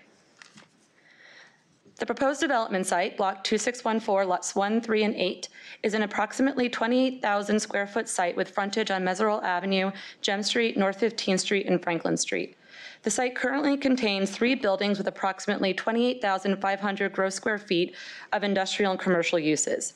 Lot 1 contains a 1-story building occupied by a brewery, bar, and restaurant. Lot 3 contains a 1-story building and a 2-story building occupied by a restaurant and a plumbing supply store. And Lot 8 contains a 1-story building occupied by a music rehearsal space. The proposed development is a 7-story, approximately 134,000 square foot, 4.8 FAR building containing nearly 112,000 square feet of office and retail space and over 22,000 square feet of light industrial space. The entrance to the office and light industrial space is located on North 15th Street. Entrances to the retail are located on North 15th, Franklin, and Gem Streets, and the parking and loading entrances are located on Gem Street. The building will contain retail and/or an eating and drinking establishment on the ground floor. The ground floor will also contain 2 loading berths and an entrance to the cellar parking with 36 spaces. The second floor will contain light industrial space that will have access to a freight elevator, and office space will occupy the upper floors. As the project is in flood zone A, the building must elevate approximately 4 feet above grade to meet the design flood elevation. To mitigate the impact of this elevation, the proposed development will elevate the interior space while providing a transparent show pit space 2 feet above curb on all frontages to ensure a better streetscape experience. To facilitate this development, the private applicant is proposing a zoning text amendment to designate the project area as an Industrial Business Incentive Area, or IBIA, and 2 CPC special permits. In 2016, the City Planning Commission and City Council approved a zoning text amendment to establish 1 block in the Greenpoint-Williamsburg IBZ as an industrial business incentive area to facilitate the development of 25 Kent Avenue, a 380,000 square foot mixed industrial commercial development. This existing IBIA is located 3 blocks south of the proposed project area. The building is under construction and is nearly complete, 25 Kent, that is. The zoning text amendment would establish a new IBIA in a zoning text map. A project within an IBIA can seek 2 special permits, one to modify the underlying FAR and building envelope, and another to modify parking and loading requirements. In order to increase the available FAR for certain commercial and industrial uses above the underlying 2.0 FAR for permitted uses, a project must provide up to 0.8 FAR of required industrial uses, which is a set of light industrial and manufacturing uses that can more easily co-locate with commercial uses. And this unlocks an additional 2.0 FAR for incentive uses, which are uses permitted in the M12 district, but with the exception of hotels, retail, food and beverage uses, and entertainment uses. The applicant is proposing a 4.8 FAR building and will provide the 0.8 FAR of required industrial uses as well as the 2.0 FAR of incentive uses. As a condition of the floor area special permit, the underlying building envelope would no longer apply. Instead of the sky exposure plane, a contextual envelope encouraging a loft-like building is required. The maximum base height would be 75 feet, and the building could rise to a maximum height of 110 feet after a 10 to 15-foot setback. The proposed development adheres to this envelope. A set of discretionary findings must be met to grant the special permit, which can be found in your briefing package. Per the special permit, the first floor would be used primarily for permitted uses, such as retail and/or eating and drinking establishments. It would also contain a lobby, 85 spaces for bike parking, 2 loading berths with access to a freight elevator, and the entrance to a below-grade parking cellar with 36 spaces. The entrances for both the loading berths and parking would be located on Gem Street with a curb cut for each entrance. The second floor would contain 0.8 FAR of required industrial uses, which would have access to a freight elevator, a requirement of the special permit. The industrial space was designed to be flexible to accommodate a variety of types of industrial users. The space features large column spans, 15-foot floor-to-ceiling heights, and an oversized corridor with access to the freight elevator in order to accommodate multiple users if needed. There is a small commercial space located adjacent to the industrial use, which would be used for a conference room or possibly a retail space for the industrial users. Industrial users would also have access to a terrace facing Gem Street. The third through fifth floors would feature office space with flexible floor plates to accommodate needs of future office users, as well as access to terraces on each floor. The sixth and seventh floors would be used for permitted commercial uses, either additional office space or an eating and drinking establishment with access to a landscape rooftop terrace. The building envelope conforms with the envelope required for projects in these areas. Measured from the design flood elevation, the base height is 75 feet, and after a 15-foot setback, the project rises to the maximum height of 110 feet. The floor-to-ceiling height is 15 feet at each level above the ground floor, and the ground floor from sidewalk to ceiling is 18 feet. The applicant is also seeking a special permit pursuant to 72963, which allows modification to parking and loading requirements.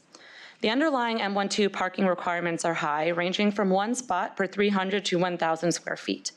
The loading requirements are also high, requiring certain industrial users to provide more loading berths than may be required. The special permit also allows a reduction in parking and loading requirements if discretionary findings related to traffic congestion and the movements of goods and people are met. Current M12 parking regulations would require the production of nearly 390 parking spaces, depending on use, and up to 3 loading berths. The applicant is proposing to reduce the off-street parking to 36 parking spaces, loading berths from 3 to 2, and to reduce the loading berth size from 50 feet to 40 feet, reflective of the type of trucks anticipated at this site. The applicant is proposing 2 curb cuts as the minimum amount needed to accommodate a parking entrance and a loading entrance on Gem Street. In the statement of findings, the applicant states that the proposed amount of parking and loading is sufficient to handle the types of employees and businesses anticipated at this site. The applicant is requesting a zoning text amendment to expand the existing industrial business incentive area and seeking 2 special permits to facilitate the development of a 7-story, approximately 134,000 square foot mixed office, industrial, and retail development at 12 Franklin Street. The application states that the project has the potential to create space for over 500 new jobs in an area close to transit. The applicant has also stated that the proposed development would advance the goals of the industrial business incentive area, as well as citywide economic development policies such as New York Works, by facilitating the creation of space for jobs in emerging employment centers close to a growing residential population. Thank you. I think the fact that we are seeing this application at just about the time that 25 Kent is finishing up is a testament to the commission, certainly before my arrival, having created this mechanism of the industrial business incentive area. Commissioner Efron.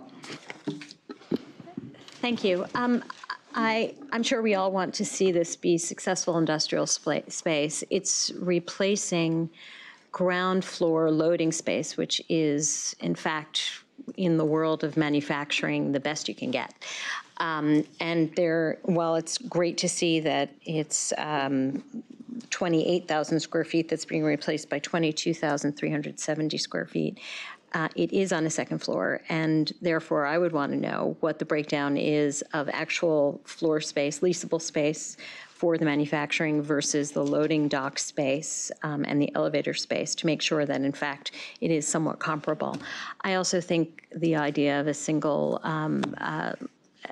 freight elevator for both the manufacturing space, which in fact may be multiple tenants, plus all the office space, is really setting up the manufacturing space to be less than successful. And so I would want to see a little bit more fleshing out of that decision, particularly since the loading bays are actually getting smaller, which just makes it more complicated and limits the ability for two smaller vehicles versus one larger one.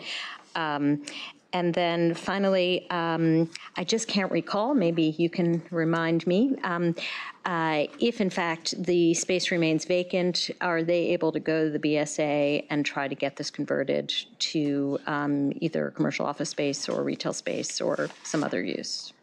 That's certainly not contemplated in the zoning text. It remains to be seen. But it has strict requirements that that space needs to be industrial, and there are recordation requirements associated with. But there is no C of O requirement that it be occupied, only that it be for industrial space. I'm not accusing, just asking. No, I just sure. don't remember. The text did not allow kind of that escape valve as part of the like a BSA process for that, and there was no tenanting requirement that it be occupied by an industrial tenant in perpetuity or anything like that. But as Krenza mentioned, there is a recordation process that they have to continuously update us every year about who's in there, what they're leasing it for, and so on. So the space has to be only for industrial uses, but or it doesn't vacant. have to, or vacant. Okay, that's great. right. That was, I remembered there was some teeth to it, I just couldn't remember what it was. Thank you. It's the reporting requirement that, and that reporting goes to? Us and the city council. And there's also SBS and there's a website. A website as well. Okay. Yeah. Thank you very much. Commissioner Deleuze. I just want to say that I think Commissioner Efron asked a lot of very thoughtful questions that will be helpful when this comes back. I'm trying to remember for 25 Kent whether or not there was any requirement for industrial space to be on the ground floor. That's not a requirement. So it was not a requirement at 25 Kent? Mm-mm. Okay, I guess I remember discussing it then, at the very least. Okay. Okay, and then it would just be helpful, I think, to see renderings from all sides, considering the kind of the unique location of this property and how that might impact adjacent properties. Thanks. I'll definitely ask for that for next time, yeah. Vice Chair Knuckles? Yes, could you go back, at least in our packet, at slide 15, where it shows the two parcels in plan? Is it here? No. Oh, I'm sorry. What does it look like? Establish the project area as an industrial business and Okay, center. the text amendment map, yep. This one? Yeah. Yeah. So the square on the bottom, that's 25 Kent. That's correct. And the triangular space is the proposed site. I'm just interested, the two intervening blocks, what's the state of those blocks, and what would potentially happen to those sites, assuming both of these were successful, these projects are successful? Well, clearly with the intent of this, doing this designated area and the special permits, every project has to come back to the City Planning Commission if they want to seek this additional floor area and unlock a new building and reduce the parking requirements. The site just south of 12 Franklin Street, there's a mix of industrial uses there. There's also a DEP parking maintenance facility there. And then the block just to the north is also an industrial use today that's active. One use or multiple uses? I believe that's one use. Yeah. And then there's some residential, small grandfather residential also on that site in the corner. The site. Okay, thank you. Commissioner Levin. Yes, I wondered, are there any tenants that have been identified for this project yet? Not yet. Okay. And on the tenancy question, does 25 Kent yet have a tenant for the industrial? Not yet. Do they have tenants for the rest of it? Not yet. Okay, but they have. Or not, it's not been publicly announced at least. Okay. But they have most of a building? Mm-hmm. That's correct. Other questions? Okay, the application is certified. Item number 7, page 160, is a certification of a zoning map and zoning text amendment in Brooklyn Community District 3. Amy Pivick is our presenter.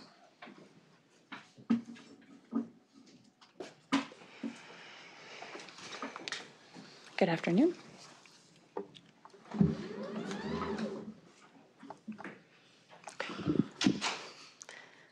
Okay, good afternoon. As mentioned, this is an application by 895 Bedford Avenue Realty LLC for a zoning map amendment to rezone an area in northwestern Bedford-Stuyvesant from M12 to R7A C24, and for a zoning text amendment to establish a mandatory inclusionary housing area coterminous with the rezoning area. The proposed actions would facilitate the development of a new residential and commercial mixed-use building at 895 Bedford Avenue. The development is proposed to be a 7-story building with 36 dwelling units, 11 of which are proposed to be affordable under the MIH program and ground floor retail space. So this project area, as I mentioned, is located in the northwest of Bedford-Stuyvesant, which is Community District 3 in Brooklyn. The project area is in an M12 zoning district, which allows for a variety of light manufacturing and commercial uses at an FAR of 2.0 and certain community facility uses at an FAR of 4.8.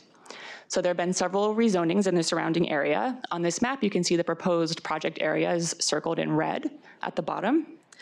And then the Flushing Bedford rezoning, which you can see circled in blue, the large one, was an agency-led rezoning approved in 2001, which rezoned 15 blocks to create a new special mixed-use district, pairing M12 and R6A zoning districts. And then the Bedford-Stuyvesant North rezoning, which covers a lot of the area on this map to the east and the west, was another DCP-sponsored rezoning requested by the community that was approved in 2012, and this established contextual zoning districts in a 140-block area. And the areas directly across from the proposed project area were rezoned to R6B and R7A under this rezoning, but the proposed project area was unaffected and remained in an M12 zoning district. And most recently, circled in orange, a private rezoning at 723 to 733 Myrtle Avenue was approved, and this mapped R6B and R7D districts with C24 overlays along 3 frontages between Nostrand Avenue and Walworth Street. And this rezoning also established an MIH area. So the surrounding area is characterized by a wide variety of land uses, including residential, mixed use, commercial, institutional, and industrial, in addition to some vacant lots. The prevailing land uses include conforming and non-conforming residential, as well as light manufacturing, industrial uses, and warehouse. And there's also a growing number of community facility uses in the area. Bedford Avenue is the principal north-south thoroughfare in the area, and Myrtle Avenue is the principal east-west thoroughfare. These corridors have the majority of the commercial uses in the area. The side streets tend to be more residential in character, along with smaller light manufacturing and warehouse buildings, typically 1 or 2 stories in height. The area is served by public transportation, with the New York City Transit G train stopping 4 blocks to the northeast at the Myrtle Willoughby station and 3 blocks to the south at the Bedford Nostrand station. The area is also well served by bus lines, with the B44 running on Bedford and Nostrand Avenues between Williamsburg and Sheepshead Bay, and the B38 running along Lafayette and DeKalb Avenues between Ridgewood, Queens, and downtown Brooklyn. So as I mentioned, the area, or the character in the area, is really quite varied. Just to zoom in a little bit, you can see the proposed rezoning area is outlined in red. And then on that block, on the right-hand side, which is the Spencer Street frontage, there's a 6-story commercial residential building that was constructed as a warehouse and converted into artists' lofts and residences.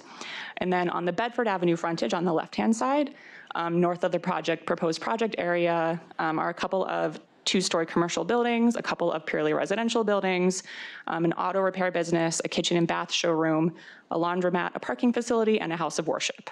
And then across the street to the south of the project area is a 6-story residential building.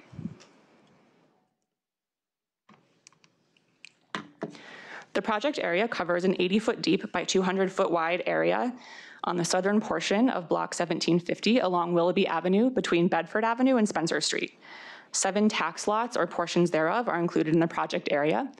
And this includes 6 lots fronting on Willoughby, as long as a small sliver of that large lot shown on the right-hand side. So lots 1 and 49, which are outlined in red, are owned by the applicant, and these are the proposed development site. So the proposed development site currently houses a gas station as well as additional paved area. And then the neighboring lots, which you can see are the remainder of the proposed project area. And these include a 4-story commercial and residential building, 2 legally non-conforming 2-story residential buildings, which each contain 2 dwelling units, and a 6-story commercial and community facility building on the corner. This is the view across the street of the residential building. And these are views up and down Bedford Avenue. The photo on your left, the development site is to the right, and you're looking north up Bedford, and then the right-hand side turning around and looking south. And then these are the views along Blvd Avenue. So the first one, you can see the development site on the left. And then on the right-hand photo, it's as if you're walking down to the end of that block with the proposed rezoning, and then looking back and seeing the community facility and office building on the right, and then the residential on the left. So the proposed development site, as I mentioned, consists of lots 1 and 49, which would be combined into a single zoning lot following the proposed actions. In total, the development site contains 8,360 square feet of lot area. The proposed development project would be a new 7-story mixed-use building containing about 38,000 square feet of floor area, which is about 4.6 FAR. And this is composed of about 34,000 square feet of residential space for 36 dwelling units and about 4,500 square feet of commercial space on the ground floor. The building would rise to a height of about 68 feet with no setback. No accessory parking spaces would be provided as the project waives out of requirements. And here is a view of the back side of the building, and you can see the northeast area of the first floor would contain an outdoor area for residents, and there would also be a cellar level recreation space. So finally, the proposed actions to do this, as I mentioned several times, this would be a rezoning from M12 to R7A with a C24 commercial overlay. And as this application includes a rezoning from a non-residential district to one that allows residential as of right, a mandatory inclusionary housing area would be mapped as well, coterminous with the rezoning area. And the applicant proposes to map MIH options 1 and 2 and intends to pursue option 2 and provide 11 affordable dwelling units. And I can take questions. Vice Chair Knuckles. Of the 7 tax lots, lot 44 contains the 6-story commercial and community facility building? Yes. Is that correct? I believe it's 44. But it's the one on the corner, the southeast corner. Mm-hmm. So that would come down, or would it? No. Oh. That would come closer to conformance. It would remain as currently is. It was built fairly recently, and it's proposed. Okay. It's expected it would remain. Okay. Mm-hmm. I was just wondering. Thank you. Mm-hmm. Commissioner Levin. Considering that they're pursuing option 2, I'm wondering what local income levels are. Do you have any information on local AMI? So for an area generally approximating Community District 3, the median household income is around $42,000. And, that's based on the median, right? The median household income, not necessarily pegged to household size. It might be an aspect of this project that invites some further scrutiny. Sure. Thank you. And they are, proposing to map 1 and 2, and I assume conversations will be had with the local stakeholders. Good. Thank you. Mm-hmm. Commissioner Deleuze. I look forward to that conversation about option 1 versus option 2. The only thing I'm just wondering at what point we as a commission or the department may want to look at how many gas station uses we're losing across the city and what is the appropriate number of gas stations for us to have given the size of the city. I don't know the answer to that question, but I wonder, considering how many of these we're losing bit by bit, and what does that mean for various communities? And having been someone who had to search for gas during Sandy, not for my car actually, but for generators, I know how that can actually be an issue that we need to pay attention to. Yeah, and I look forward to discussing this and hearing, at the public hearing. I know that the person who owns this site does own a number of gas stations, and they look at their portfolio and see which ones aren't operating at very high capacities.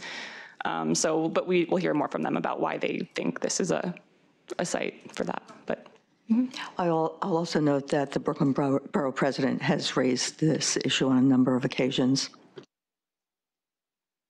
Other questions? Okay, the application is certified.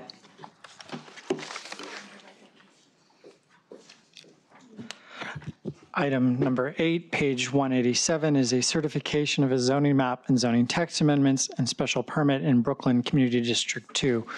Anand Aman is here to present. Afternoon, Commissioners. This is an application by 570 Fulton LLC seeking a zoning map change, zoning text amendments, and a special permit. Combined, these applications would facilitate a new approximately 200,000 square foot mixed-use commercial building with office building with residential apartments and retail at 570 Fulton, located in downtown Brooklyn, Community District 2. The proposed project area is part of the vibrant mixed-use neighborhood of downtown Brooklyn, the city's third largest central business district, and is within the special downtown Brooklyn district outlined here.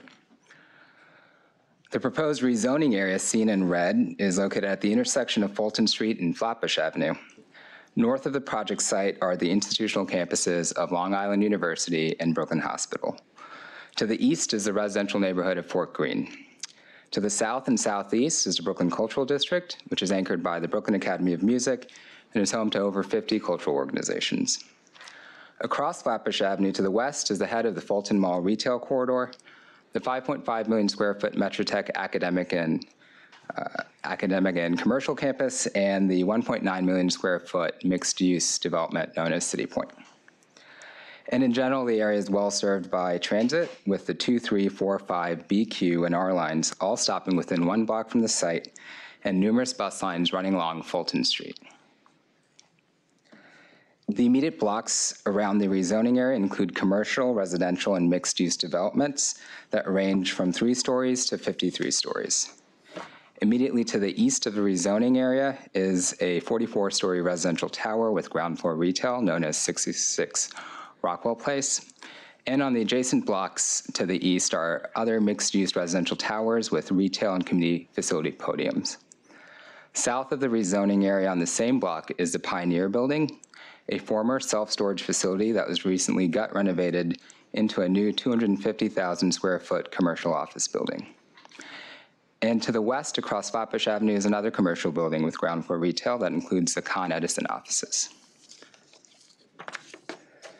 The proposed project area is located in the special downtown Brooklyn district, which was created in 2001 and rezoned in 2004 as part of the downtown Brooklyn plan.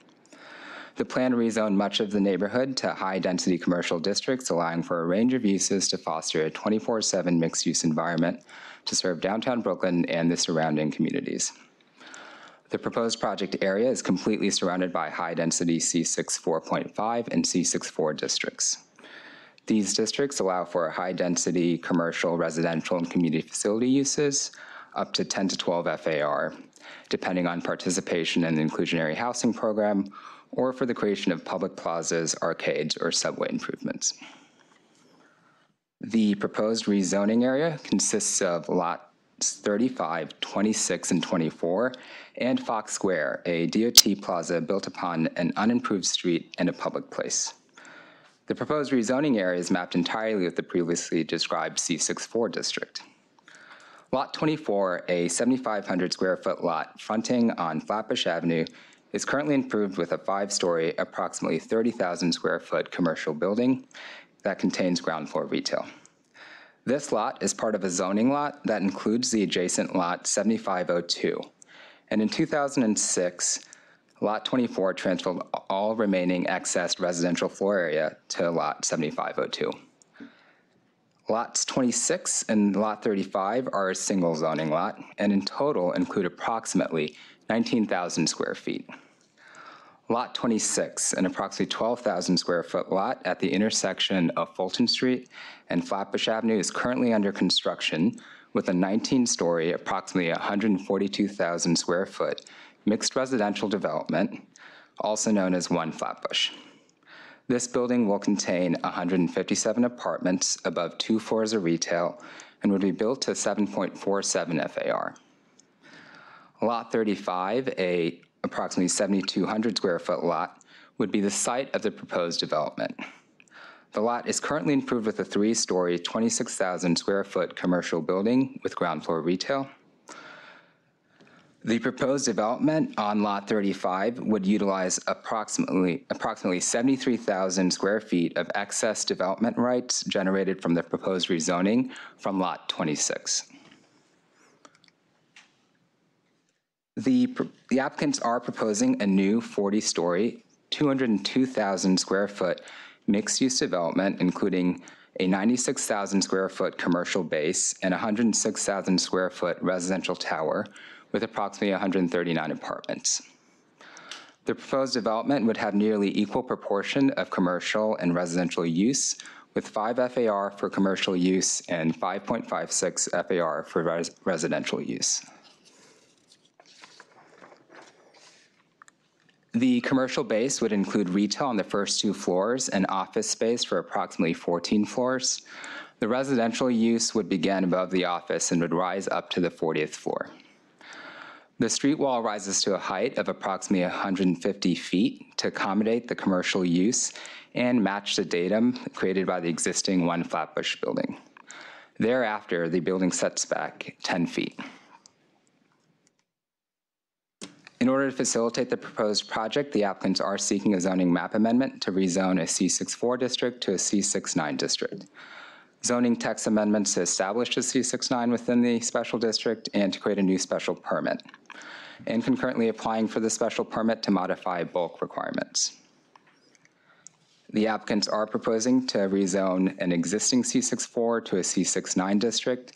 The C69 district is a high-density commercial, residential, and community facility district that is intended to be mapped within the city's CBDs. Consistent with other C69 proposals in ULURP, the downtown Brooklyn C69 would permit up to 18 FAR for commercial and community facility uses and 12 FAR for residential use. Similar to other C69 proposals in ULURP, in order to establish the proposed C69 district within the special district, the applicants are proposing to update the bulk regulations to include the C69 district within existing bulk and envelope regulations. Furthermore, in order to facilitate the proposed development, the applicants are creating a new bulk special permit, 10182, which is a common special permit that exists in other special districts to accommodate unique site conditions. Pursuant to 10182, the proposed special permit would apply to irregular sites in C69 districts within downtown Brooklyn and would allow the CPC to modify bulk requirements other than floor area, provided that certain findings are met. The applicants are requesting a waiver to the C69 tower setback regulations for commercial towers within the special district to allow portions of the proposed development to waive the commercial requirement along Fulton Street. This waiver allows for more viable commercial floor plates and extends to the full height of the building to allow for the flexibility to include additional commercial use in the future.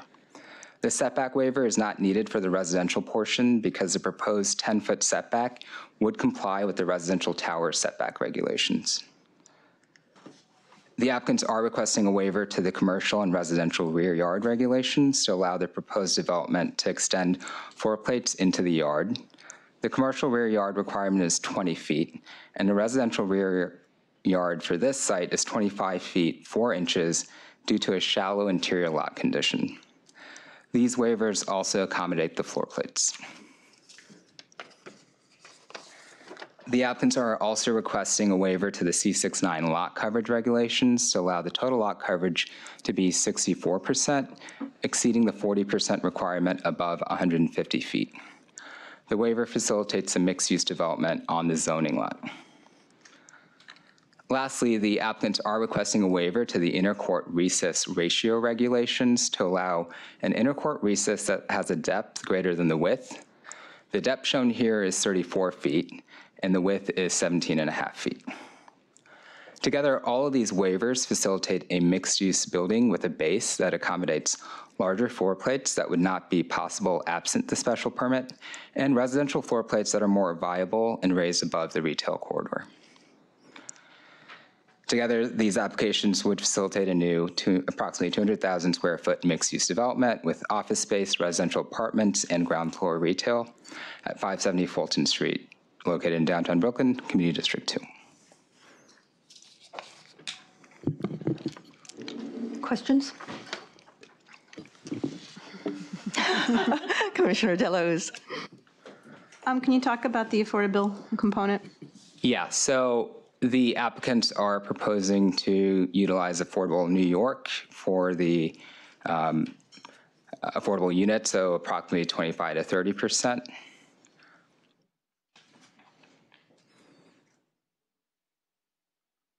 Commissioner Efron.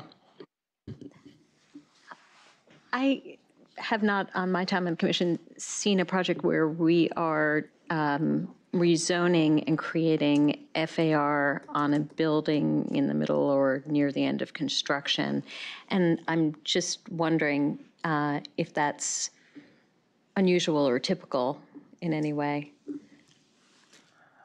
I'm not sure either. Okay, it just strikes me, and I, as have stated before, I'm all in favor of commercial development downtown in Brooklyn. I'm just wondering why the one Flatbush is included in the rezoning as it's already in the process of, it's accomplishing whatever it needs to accomplish according to its own development.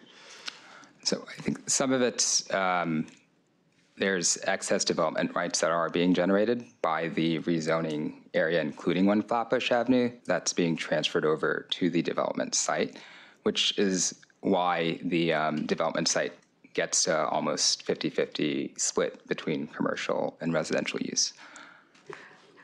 The approval is not for the construction of One Flatbush. It's included there, though, because it has excess development rights that would get transferred to the building behind it. But right now, it doesn't have. It's getting those rights Yes. through the rezoning, Yeah. which Yep. is what I'm questioning, is that it's just unfamiliar to me if, in fact, rezonings are to create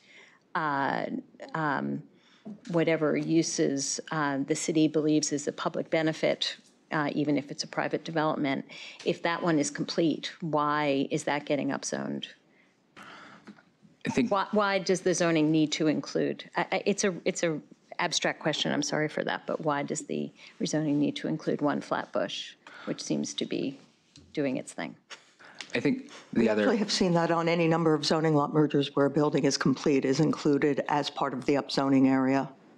Right. Part of the rationale here is it's part of an irregular site, and so this is to help also rationalize the zoning district boundary.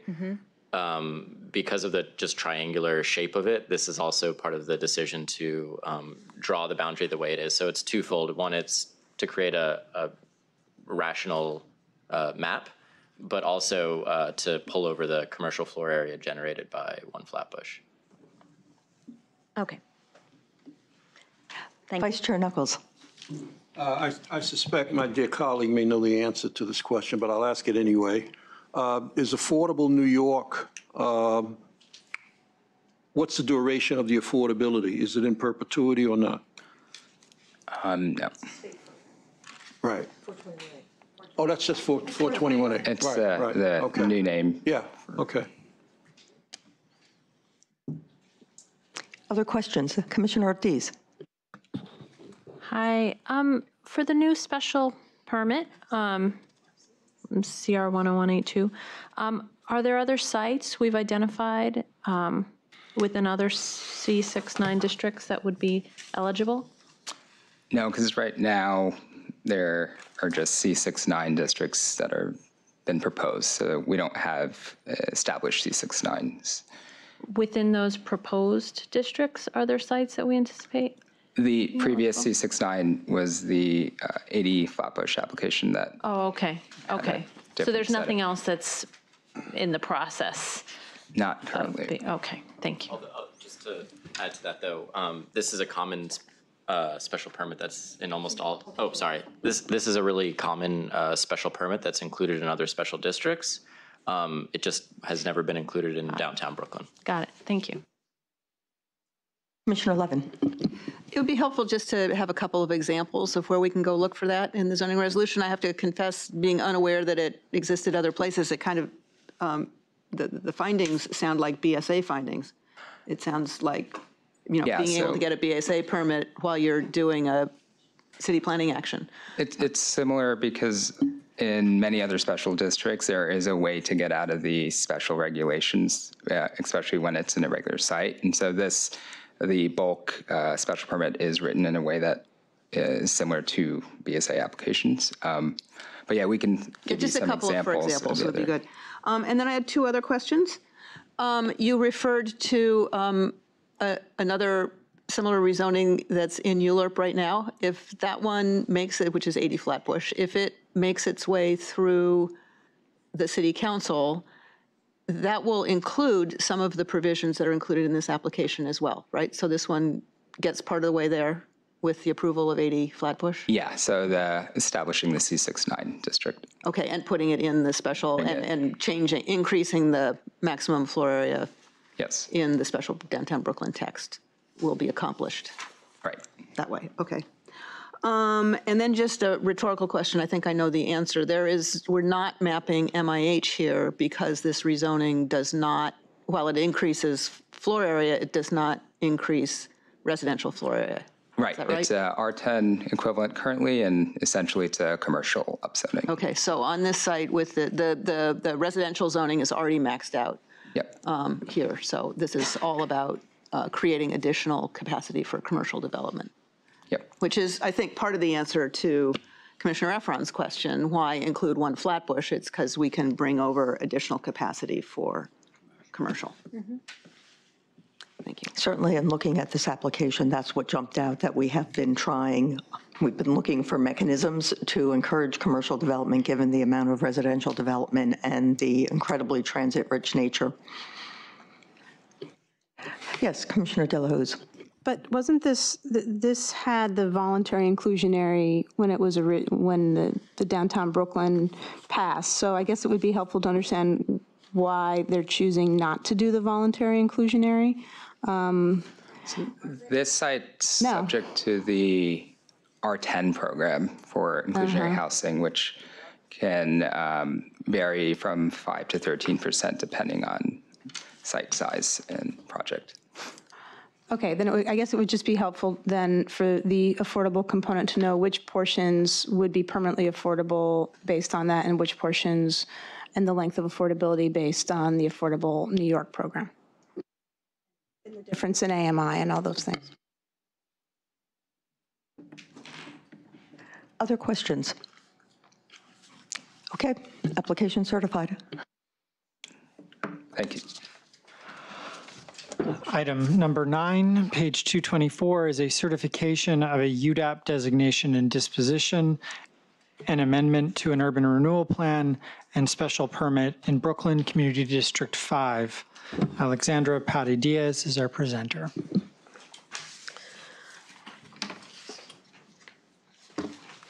Good afternoon, Commissioners. HPD is requesting land use actions to facilitate the development of a new 7-story building, 100% affordable, containing supportive and affordable housing at 461 Alabama, Brooklyn. The project is part of MWBE, Minority and Women Business Enterprise Building Opportunity Program, to develop vacant city-owned sites for the creation of affordable housing. The actions requested are amendment to the East New York 1 Urban Renewal Plan, UDAAP designation, project approval and disposition of city-owned property, and zoning a special permit pursuant of CR 724903. The project is located in Community District 5, East New York in Brooklyn, at 461 Alabama, between Livonia Avenue and Dumont Avenue. The project area is within an existing R6 district, which is a medium-density residential zoning district that allows residential uses types at a maximum FAR of 2.43 and community facility uses using up to 4.8 FAR. Lots along Livonia Avenue between Hinsdale Street and Sheffield Avenue are zoned R7A with a C24 commercial overlay. R7A zoning districts require quality housing bulk regulations and typically produce high load coverage and 7 to 8 story apartment buildings. The FAR in R7A districts is 4.0. These zoning districts were mapped in 2013 as part of the city-led Livonia initiative. The predominantly land use in this area is residential, including 2, 4, and 9-story buildings. Other land uses include mixed-use residential and commercial buildings, open space, and institutions. Neighborhood retail is located primarily along Livonia Avenue to the south of the project area.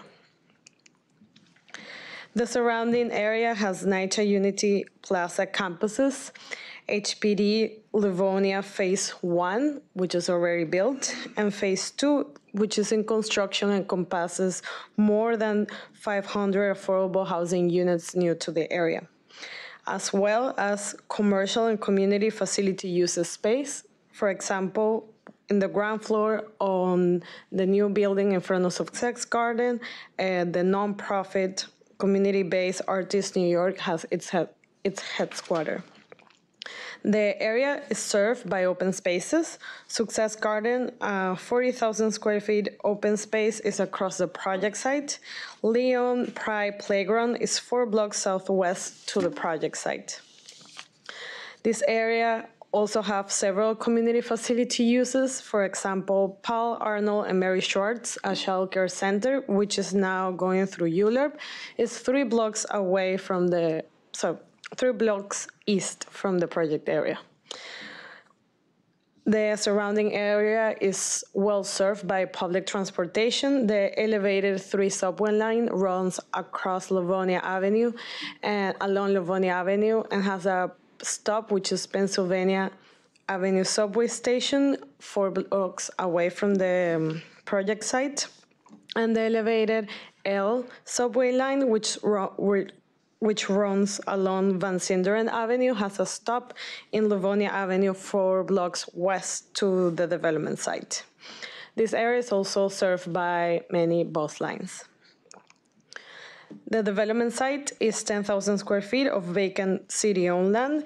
It has approximately 100 feet of frontage in Livonia Avenue, which is a narrow street.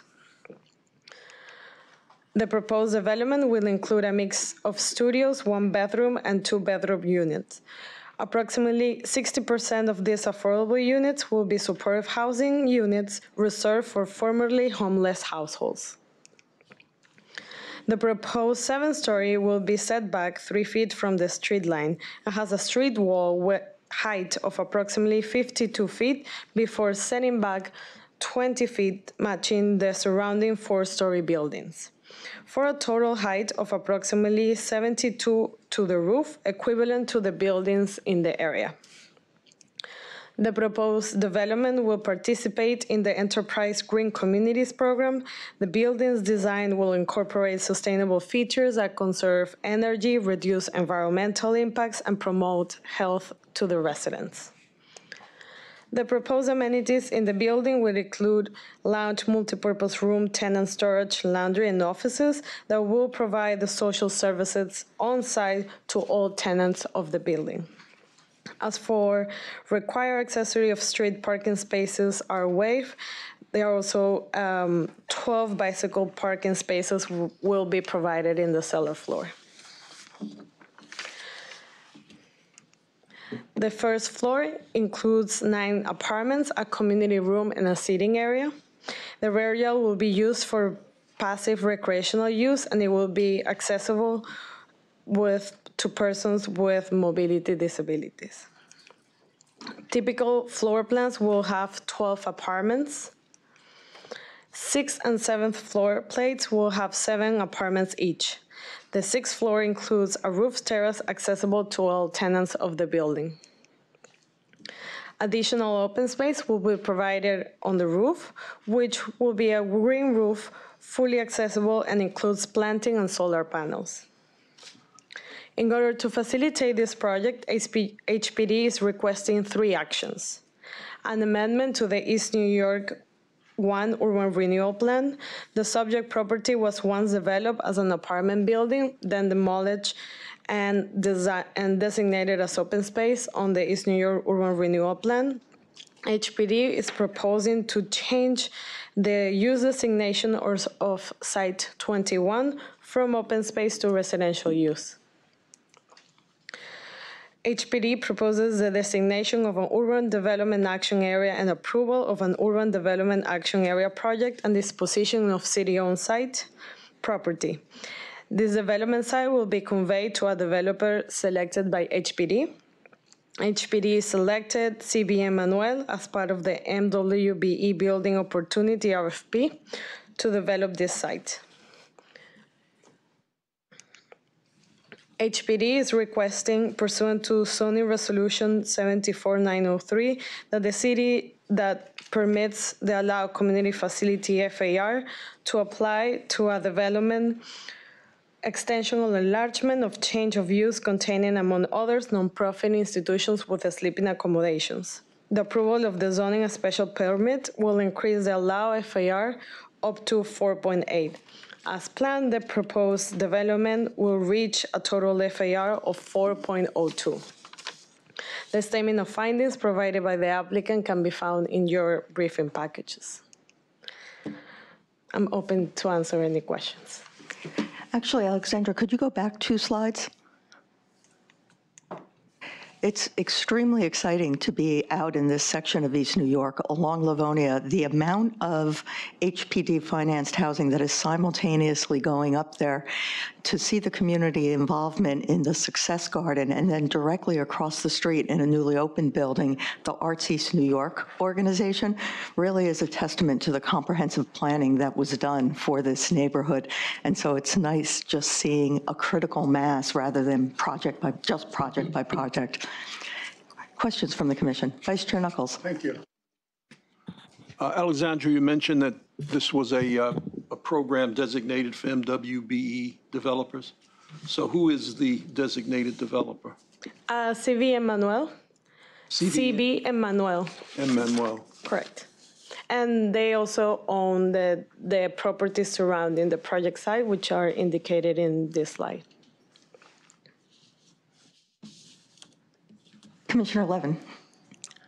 So on the topic of the urban renewal plan amendment, I wonder if there's any history that we should know about the designation of this site as open space. You make it quite clear that there is a lot of open space in the area, but obviously somebody at one time thought that this should be open space, and if there are aspects of that determination that are relevant to this application, it'd be good to know about them. My knowledge, but at the moment that this was designating open space, Success Garden was also designating open space. Okay, so then someone thought that all of that should be open space. Well, maybe that's what the public review process is for too. I'm sure we'll hear about it. Yeah. Commissioner Deloise. Just 2 questions. So following Commissioner Levin's question, so how has the site been used for the last several years would be helpful. And then if there's been a social service partner that's chosen, or if that's something that CB Emmanuel also provides. But the use of the site has remained vacant. It is fenced, so it hasn't been used or it hasn't been improved in the last years as open space. And about the services that are going to be provided, it is my understanding that is CV Emmanuel also provides the services. And I have a list of some of the services that they provide. Should I? No, it's fine. Okay. Okay. We've got a ringer. Any other questions? Yes, Commissioner Levin. No, just an observation. I'll look forward to hearing more at the public hearing about the sustainability and energy efficiency features that have been built into this project. We used to spend a lot of time talking about those features in these kinds of projects, and it's been a while since we've had a close look. So it's nice to see a project come along that is paying attention to those issues. Other questions? Okay, the application is certified. Item number 10, page 289, is a certification of a zoning map and zoning text amendments in Brooklyn Community District 14. Connie Chan is here to present.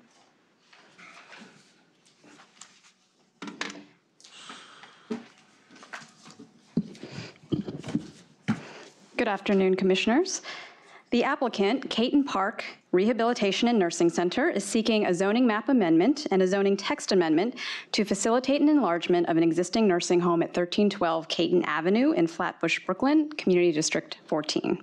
The proposed zoning map amendment would rezone portions of 2 tax lots from an R3X to an R6A zoning district, and the zoning text amendment would establish a mandatory inclusionary housing area coterminous with the rezoning area.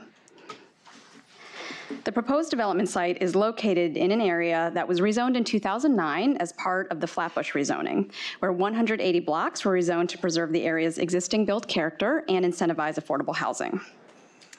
The proposed development site is located in this map outlined in red. And just to kind of orient ourselves, directly north of the site across from Caton Avenue is the Prospect Park Parade Grounds, which is a 40-acre public park, which is directly south of Prospect Park. The area surrounding the proposed development is characterized by open space and a mix of residential, commercial, and community facility uses. So again, the proposed development site is outlined in red. That's block 5074, lot 4. And you can see that it's split between an R6A district to the west and an R3X district to the east. The proposed rezoning area is shown in the dotted black line. In the area to the west and southwest that's zoned R6A, you'll find 4 to 5 story multifamily walk-up buildings. R6A districts permit a maximum FAR of 3.0 or 3.6 with inclusionary housing. In the area where the majority of the proposed development site is located, and to the east, which falls into that R3X district, you'll find 3-story detached 1- and 2-family Victorian-style homes. R3X zoning districts are contextual districts that permit 1- and 2-family detached homes with a maximum permitted FAR of 0.5. Directly across from the proposed development site, across from Rugby Road, you'll find Public School 249, which is an elementary school with an enrollment of 877 students. Portions of Church Avenue, which is located south of the development site, parallel to Caton Avenue. This is a local retail corridor, and you can see that portions of Church Avenue in this area are zoned C24. So along this section of Church Avenue, you'll find 2- to 3-story residential and mixed-use buildings, as well as single-story commercial buildings. Nearby public transit options include the B16 bus, which connects Bay Ridge to Lefferts Gardens. The B16 runs east-west along Caton Avenue here, and the B35 bus, which connects Brownsville and Sunset Park and runs east-west along Church Avenue. The Church Avenue subway station is close by as well. It's just a few blocks southeast, and it provides access to both the B and the Q subway lines. The proposed development site consists of Lot 4, again, which is outlined in red. This is an irregularly shaped lot with a total area of approximately 18,644 square feet. The existing nursing home on site has 5 stories and is built to an FAR of 1.86. The nursing home is currently non-complying because the existing zoning districts permit a total floor area of almost 26,000 square feet. However, the building currently contains 34,385 square feet of floor area. Lot 14, which is located directly to the south of the proposed development, it's not part of the proposed development. That lot has an area of 5,000 square feet and is improved with a single-family detached home that has a Buddhist temple operating inside.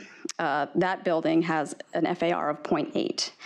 While this lot is not part of the proposed development, the proposed zoning map amendment would affect a small sliver portion of that lot along the northern portion. So it should be noted, however, that the lot ultimately would be unaffected because of the shallow depth of the portion of that lot, which would be rezoned to R6A. So under the proposed actions, the entirety of Lot 14 to the south would continue to be subject to the regulations of an R3X district. So here's the zoning change map, and you can see that what's proposed is that the R6A district basically be extended to the east to include the entire proposed development site. The zoning text amendment would map a mandatory inclusionary housing area with options 1 and 2, coterminous with the rezoning area. However, it should be noted that the proposed development would not trigger compliance with the mandatory inclusionary housing program, as it is not a residential development. So here are some site photos looking kind of directly at the existing nursing home from kind of the front and both sides. Here are some additional site photos, including some views across Caton Avenue, looking north towards the parade grounds. And here are some additional photos, including one that's looking south along Rugby Road. You can see kind of the nursing home is behind the trees, and to the left is a portion of Public School 249. The Caton Park Nursing Home is a 119-bed nursing home and rehabilitation center that has been in operation since 1968.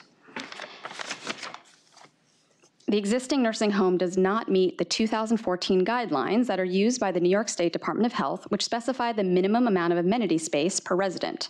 Therefore, the applicant is seeking to enlarge the facility in order to meet those guidelines with respect to a larger dining area and rehabilitation space that's used for physical therapy, occupational therapy, and speech pathology. The proposed actions would facilitate an enlargement, adding approximately 4,830 square feet of floor area to the existing 5th floor. So this is a site plan of a proposed site plan for the 5th floor. So the existing 5th floor roof deck would be enclosed to provide the additional space that is being sought. In addition to an expanded dining area and a new therapy room, the expansion will accommodate a new recreation room, new offices, a new solarium, and new storage rooms. The total number of beds in this facility would remain unchanged. The proposed zoning map amendment would permit an FAR of 3.0, which would bring the existing nursing home into compliance and also allow for the enlargement. This enlargement would increase the floor area of the building from 34,385 square feet to 39,215 square feet. This represents an increase in FAR from 1.86 to 2.1. In order to facilitate the proposed development, the applicant is seeking a zoning map amendment from an R3X to an R6A district, and a zoning text amendment to establish a mandatory inclusionary housing area, coterminous with the rezoning area. I'm happy to take any questions. Questions from the commission? Commissioner Delahoo's. So two questions. Would the proposed enlargement impact the existing residents in any way? Would they have to have a certain number discharged for a short period of time? Or? We've been told that the actual expansion of the 5th floor would not require relocation, temporary or not, to any of the existing residents. Okay. And it seems like this could have, they could have pursued perhaps a BSA action versus this action, considering the limited impact or the limited inclusion of a neighbor. I guess this was just determined to be the better way to go because of increasing compliance? I'm not sure about that. I could kind of inquire as to why this seemed as, the more kind of sensible option, but I don't know. Okay, thanks.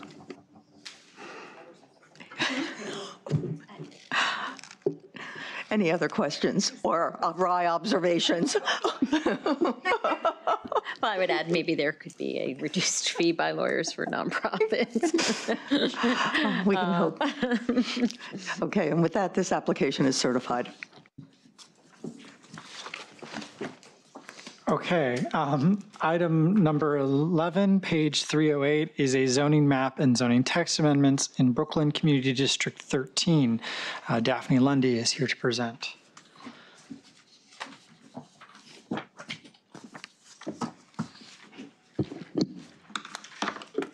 Good afternoon.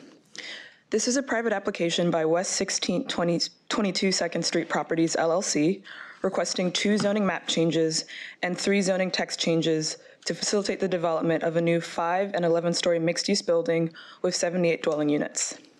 The site is located in the Coney Island section of Community District 13 in Brooklyn. The project would also contain approximately 20 units of permanently affordable housing. The project area is located less than half a mile from the Stowell Avenue subway station, which includes access to the D, F, N, and Q trains. The Riegelman Boardwalk is south of the project area and stretches from West 37th Street in Coney Island to Brighton 15th Street in Brighton Beach. The entire development site is located within the 1% annual chance floodplain and is required to meet FEMA and Appendix G resiliency standards. The surrounding area is characterized by a variety of uses, including residential, open space, and amusement uses. Development in the neighborhood is concentrated along the Surf Avenue and Mermaid Avenue corridors. The Mermaid Avenue corridor is primarily characterized by attached 2 to 3 story residential buildings, as well as a mix of local retail and community facility uses. To the east of the project area, Surf Avenue is characterized by amusement areas, including MCU Park. This area is part of the Special Coney Island District. The district was established in 2009 as part of the Coney Island Comprehensive Rezoning Plan. The plan sought to reestablish Coney Island as a year-round entertainment and amusement area, while also encouraging mixed-use development, local retail, and job growth.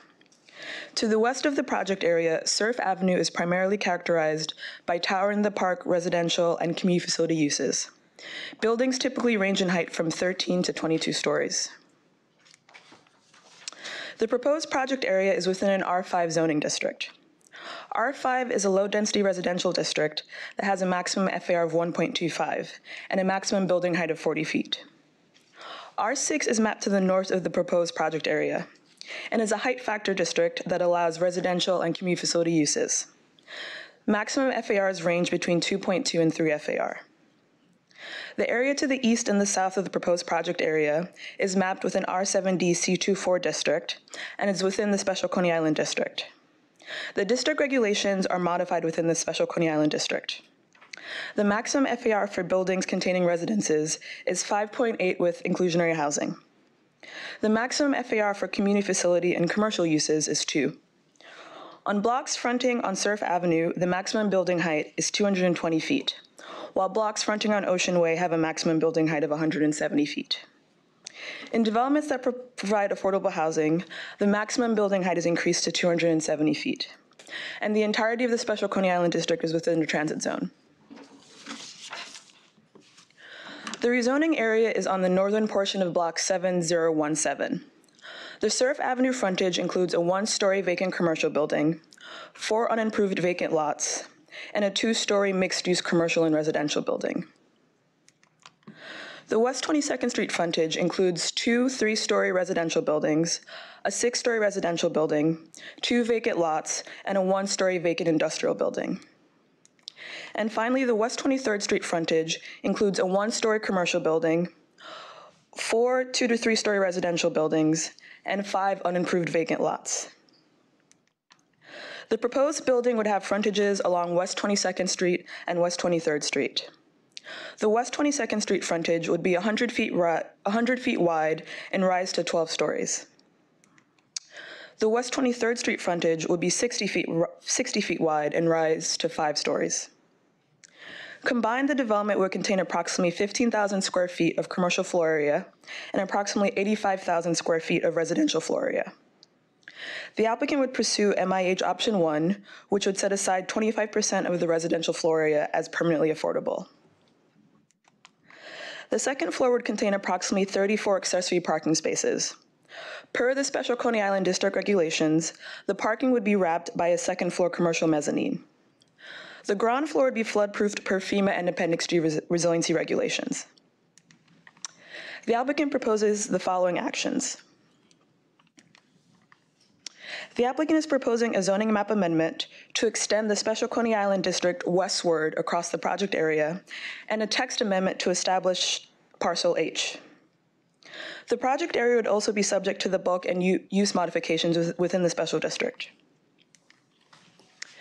The applicant proposes to rezone the existing R5D district to an R6A C24 district and an R7D C24 district. R6A is a medium-density residential district that has a maximum FAR of 3.6 with MIH. The maximum building height for MIH-eligible buildings with qualifying ground floors is 85 feet. Off-street parking is required for 60% of the residential units, but is not required for the affordable housing units within the transit zone. R7D is a medium-density residential district. As modified in Parcel H of the Special Coney Island District, the maximum FAR for buildings with residences is 5.8 with MIH. The maximum building height within 100 feet of Surf Avenue or West 22nd Street is 150 feet. The remainder of Parcel H has a maximum building height of 85 feet. C24 is a local retail district which allows commercial developments up to 2 FAR. As modified in the special district, 1 accessory parking space is required per 2,000 square feet of commercial floor area for uses listed in Use Group A within the special district. The applicant is also requesting to designate the proposed project area as a mandatory inclusionary housing area with option 1 and option 2, and is selecting option 1 for the development site, which requires 25% affordable housing at an average AMI of 60%. And finally, the applicant is requesting a text amendment to include the project area within the transit zone. I'll be happy to take questions. Questions from the commission? Commissioner Levin.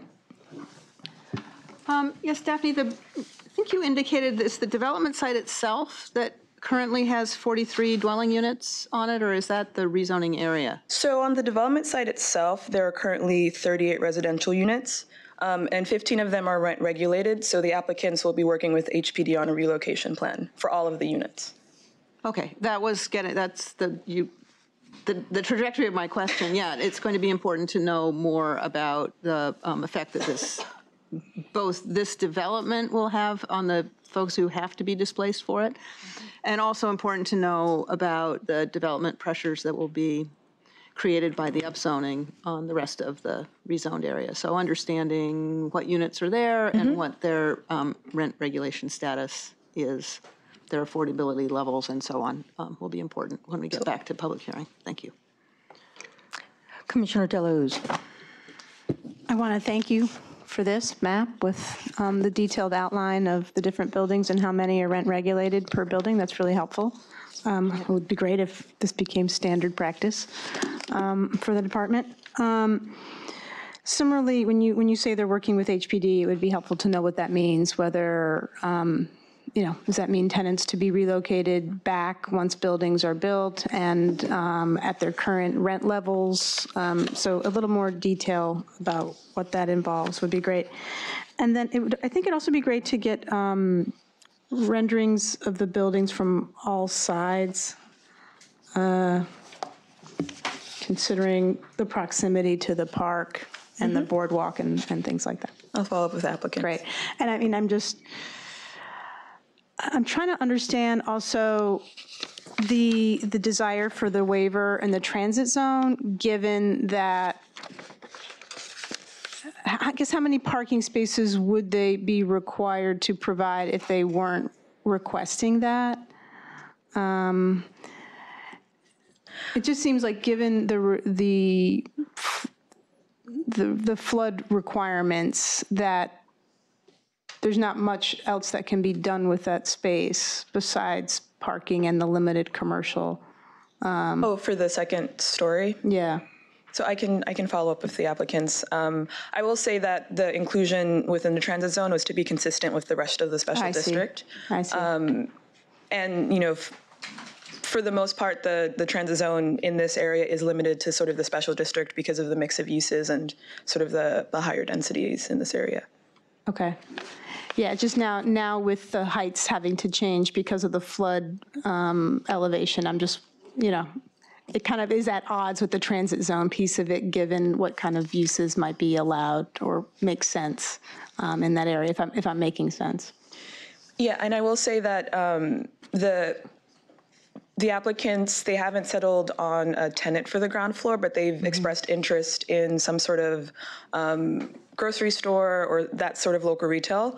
I think part of the consideration as well is the proximity to the site to the amphitheater. Yeah. So on the side streets, you can imagine there would be sort of more pedestrian activity because of that. So having sort of an active ground floor was something we were definitely trying to facilitate and see. Great. Thank you. Commissioner Ortiz. Hi, I have some questions about just the flooding. I know it's within the 100-year floodplain, but they got flooded during Sandy, and I know Mermaid Avenue, which is one block in, was significantly affected as well. So, but they would be allowed then to have an active ground floor use because they're in the 100-year floodplain? So basically the entirety of the Coney Island Peninsula is in the flood zone.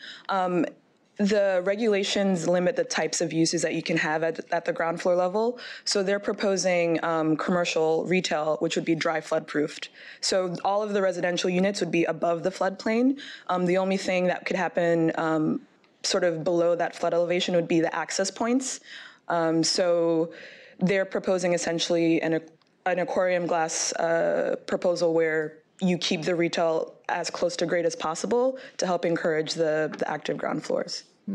I'm curious, like what the difference is between this project and some of the projects in Staten Island that we saw where there was no ground floor retail, and they, like right off Bay Street, I remember, they moved the retail up to the second floor, which didn't seem to make much sense, and there's only parking that they could really do on the first floor. So what's the difference between these sites? I like this solution better than that, but what allows for this to happen and didn't allow for that to happen? Right. My instinct is that the elevation for the Bay Street example, the flood elevation is likely higher. So that makes it harder just because of the cost of having to flood-proof to higher elevations. In this case, the difference between the sidewalk level and the flood elevation is somewhere around 5 feet. And so the aquarium, the aquarium-proof glass that they're proposing didn't have to go as high or didn't have to be flood-proof to as high as level as you might imagine for a Bay Street where flood elevations might be closer to 8 feet or even higher. And I know they've got a dry flood-proof, but are there also discussions about how to, prevent water intrusion? I know that there have been a number of GOSERS-funded resiliency studies done that have tried to identify. It's really challenging to figure out a way to help protect these businesses from flooding and their merchandise in particular. So, it'd be helpful to know what else they might be designing into the building to prevent water intrusion. And even in, there have been some guidelines issued that have encouraged, it's super, advanced and expensive, but, police systems that allow folks to pull up their merchandise. That's just what's out there. I'm not saying whether it makes financial sense or not. But, we are dealing with something that we might anticipate, and how do we prevent businesses from suffering as a result? Absolutely. I was just going to add that we can look into the Bay Street examples, but additional difference might be the presence of a velocity zone, and those don't allow anything on the ground floor that can't just sort of break away and have the flow through. Whereas there's an assumption that the water is going to be coming at such a high speed. Yeah, there's actually different types of those zones, and that can affect retail on the ground floor. Thank you for that. Mm-hmm. Commissioner Levin. I just have a neighborhood question, and I imagine you know this neighborhood pretty well. The amphitheater is now nearing, the end of its second season or first season? I believe it's the second season. And how are things going? Has it been active? Have there been presentation or, concerts? Is stuff happening out there? Yeah, it's fairly active. It seems like they've had a fairly full lineup of summer events. Mm-hmm. And has it caused quality of life issues in the neighborhood? I know that there have likely been some issues around noise, but excuse me. There's a part of the amphitheater itself has noise attenuation curtains that try to mitigate some of that, but I can't speak to all of the. Sure. I'm just realizing we spent a fair amount of time looking at the plans and pondering what it might be and thinking pretty carefully, and it was all very exciting. And then we send these little ships out into the ocean, and you never know how it really plays out. So yeah, thank you. Other questions? Okay, the application is certified. Okay, item number 12, page 344, is a pre-hearing review of a zoning map and zoning text amendment in Brooklyn Community District 12. Anthony Grande is our presenter.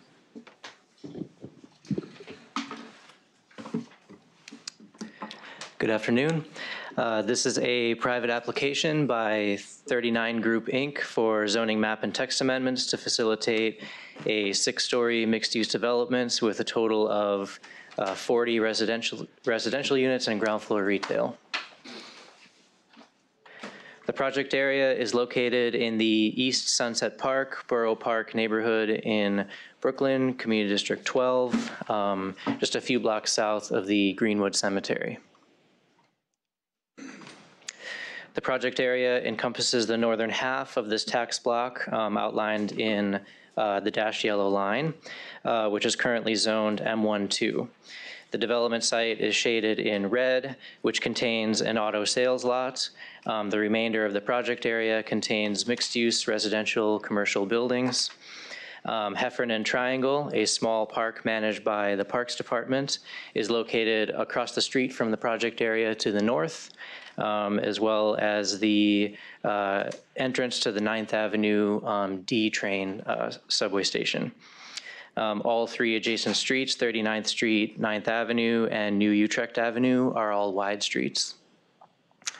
The area's built context is characterized predominantly by 2 to 4-story residential buildings and mixed-use buildings with ground floor retail and residences above, and 1 to 2-story industrial warehouse-style buildings.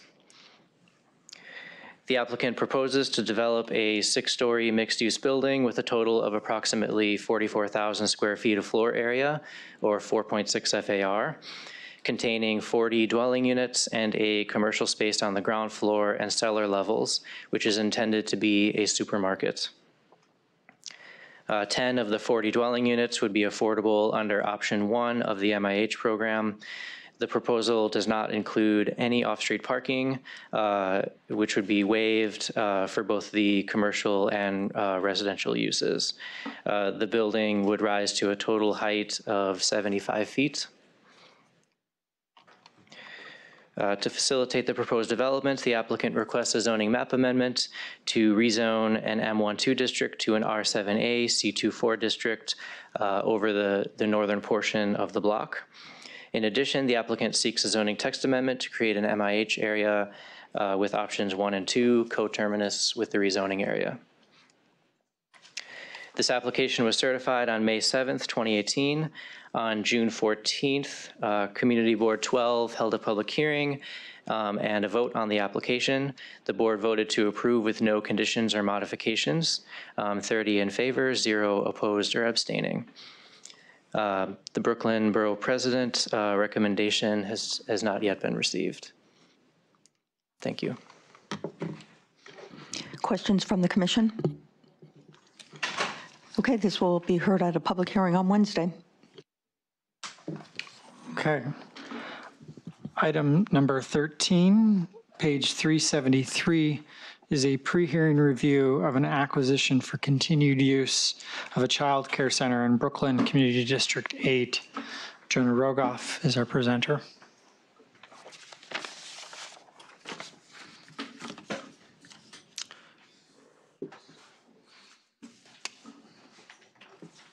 Good afternoon, commissioners. The New York City Administration for Children's Services, ACS, and the Department of Citywide Administrative Services, DCAS, are seeking a public facility acquisition to facilitate a lease renewal for the continued use of the Friends of Crown Heights 16 Child Care Center. The current lease has expired and was subject to a 20-year term approved in 1995. Just as a quick refresher, the center is located in the Crown Heights neighborhood of Brooklyn's Community District 8, just a few blocks north of Eastern Parkway. The center is located on Park Place between Brooklyn Avenue and New York Avenue within an R6 zoning district in a predominantly residential area with a mix of 1 and 2 family homes and apartment buildings. Less than 1 block to the east is Brower Park and the Brooklyn Children's Museum.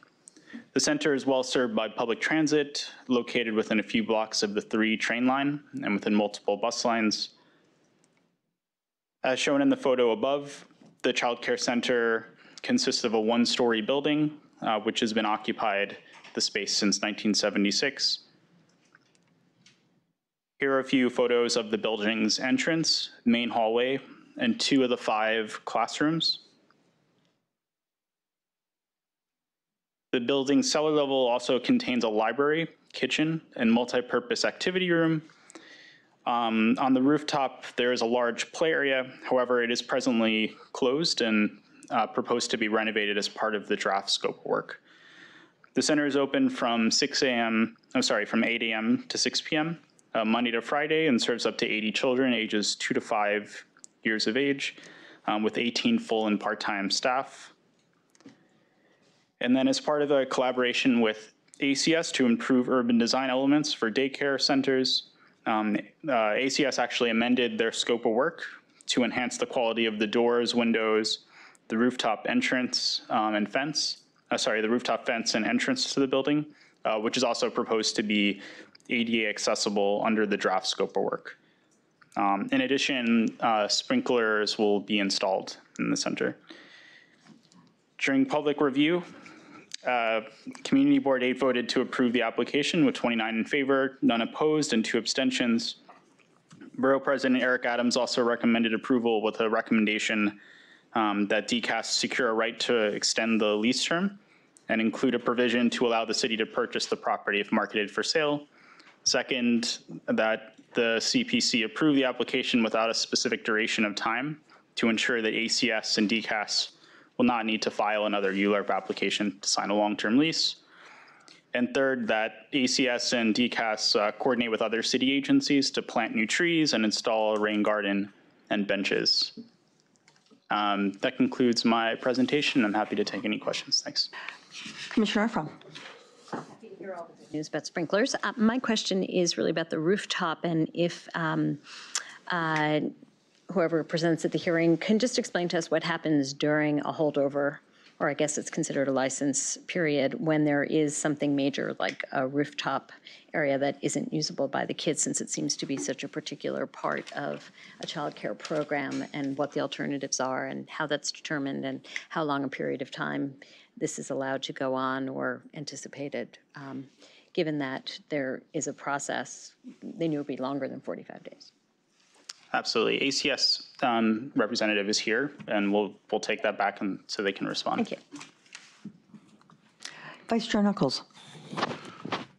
Well, I echo my colleague's sentiment with regard to the sprinkler system, and this is just an observation. I mean, while we have seen, I think, facilities that were less charming than this one, I do think that going forward, you could find a more elegant facade than those bars. Just an observation. Yeah, just saying.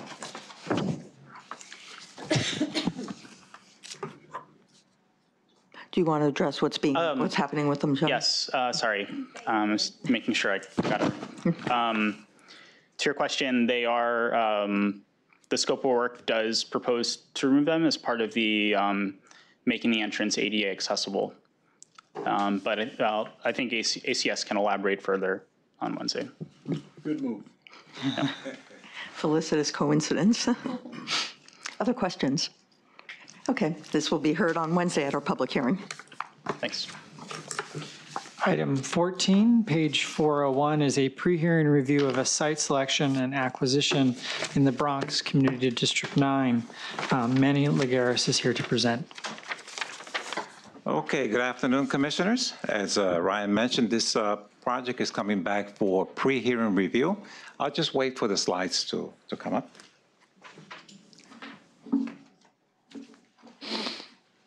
Go. Let me just move this back. There we go. Okay, this is the Department of Health and Mental Hygiene Mobile Food Vendor Inspection Facility that was certified a couple of months ago, June 25th. The Commission had several questions, and I know the Commission remembers this project. So what I'm going to do, I'm going to start the presentation addressing the questions that the Commission had. One of the questions concerned, I believe, was a couple of commissioners, maybe 3, was idling of trucks. And what I did was that I actually took a site visit to the MAF facility, and I spoke with the director of the facility, and I shared the questions, and he gave me answers. He stated that there is absolutely no idling permitted within or outside the structure. And I can attest to that because I was there for approximately an hour and I saw no idling of trucks. So the second question was regarding refrigeration equipment. Now, the trucks, when they go in for these periodic inspections, not periodic, but every 2 years, if they're looking for a citywide license or permit, they come in, the trucks and carts are empty. So there's no food. They're not even allowed to come in with gas, propane, or anything. They just have to hook up to the facility's power source. So that issue of refrigeration, as they're there being inspected from 50 to 75 minutes, it'll reach whatever the opportune temperature should be for the refrigeration equipment, and it's tested. I want to also add that he stated that the 27 employees that will be located at this location, they're not all there at one time. They actually have teams that actually visit the boroughs and inspect these carts. And one of the things that they do is to test the refrigeration because, as you know, you open, close these refrigerators over months, something is not going to be working, and they're there to inspect that. Another question, and I refer to the slide on that, was regarding this area map. And just want to point out that this area map has been corrected. The Commissioner De La Hoz, had asked the question, and it was an error on the part of the architect when they produced the previous slide. They had actually erroneously located the building, a portion of the building within the R5 zoning district. And you had asked a question regarding that. And let's say if it had been still encroaching, there's a 25-foot rule that allows the building to be permitted within the residential zone as long as it was 25 feet or less. Okay, and another question that you had asked, a follow-up, was the MZO, the mayoral zoning override. Was it still necessary? And it is, because that basically allows the parking and loading within that residential area, as well as the access into the building. Okay, there was another question. Another commissioner had asked, she wanted to see a rendering, a slide that actually showed what the residents of the nearby homes would be looking at with this new facility. So I conveyed that information to the applicant, and they're currently working on it. They're thinking of providing some trees as a buffer, also removing the chain link fence and replacing it with a barrier that it's more user-friendly, and when they look at it, it won't be as bad as a chain link fence.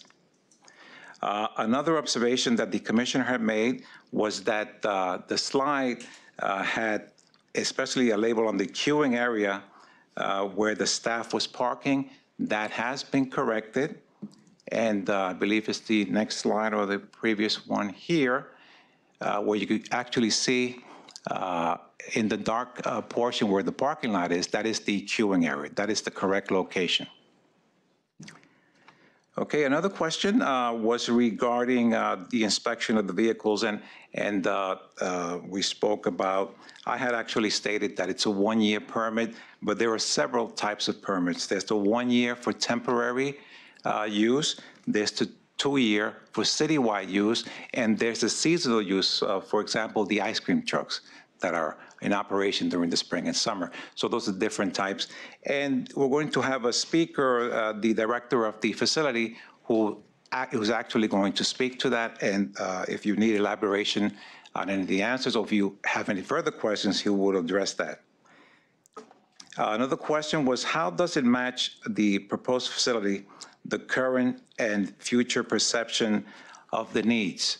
And this facility, especially since I visited the site, is much better.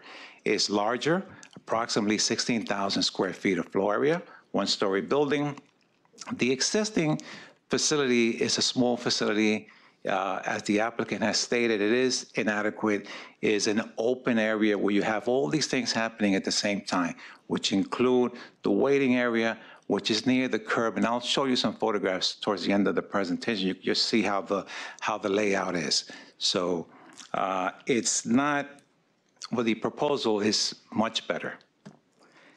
The final question here was, are there any operational issues? And he only came up with two, and I repeated the question again, and these were the two most important, which are customer service.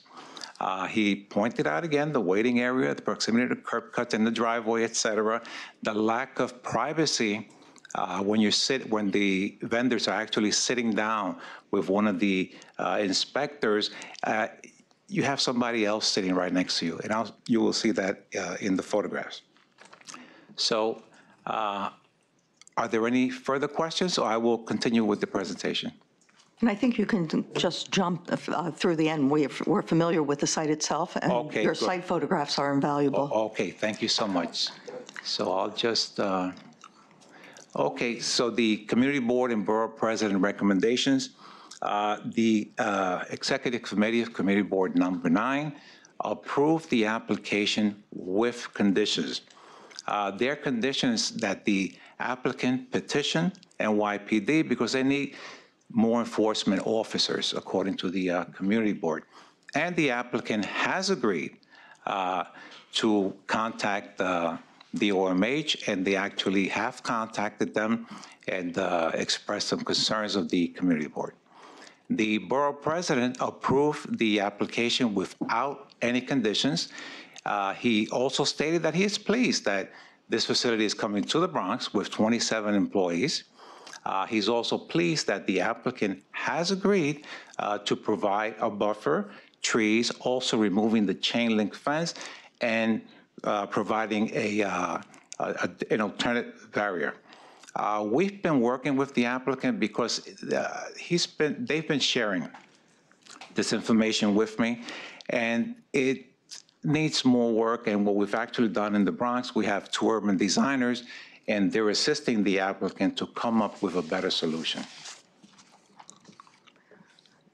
Okay, this is the first thing that I saw when I arrived at the site. It's actually a 2-way street. I thought it was a 1-way street. Once I got... note that this is the current facility, the outdated one. Yes, thank you. This is actually what I saw when I arrived at the facility. This is the area where they inspect the carts and trucks. As you can see, it's very small. I actually thought it would accommodate maybe 2. Mr. Middleton, who was at the center of the photo, told me he can do 4 inspections right there. And the new facility would have 8, correct, Manny? The new facility will contain 8 bays, yes. Okay, and the table where you see the employee from DOHMH speaking with the vendor, could be about what the violation is or the permit or whatever it is. You can see the chairs are so close to each other, no privacy at all. This is the waiting area for the vendors, and they're protected by that tape. That's the driveway where the cars come in. This is a better view of the waiting area, looking across to where you saw the cart being inspected and the area where they're actually meeting with the vendor. At this location in Maspeth, there are 2 security guards, as you can see in the center. And this is a photo that I took from the rear of the facility.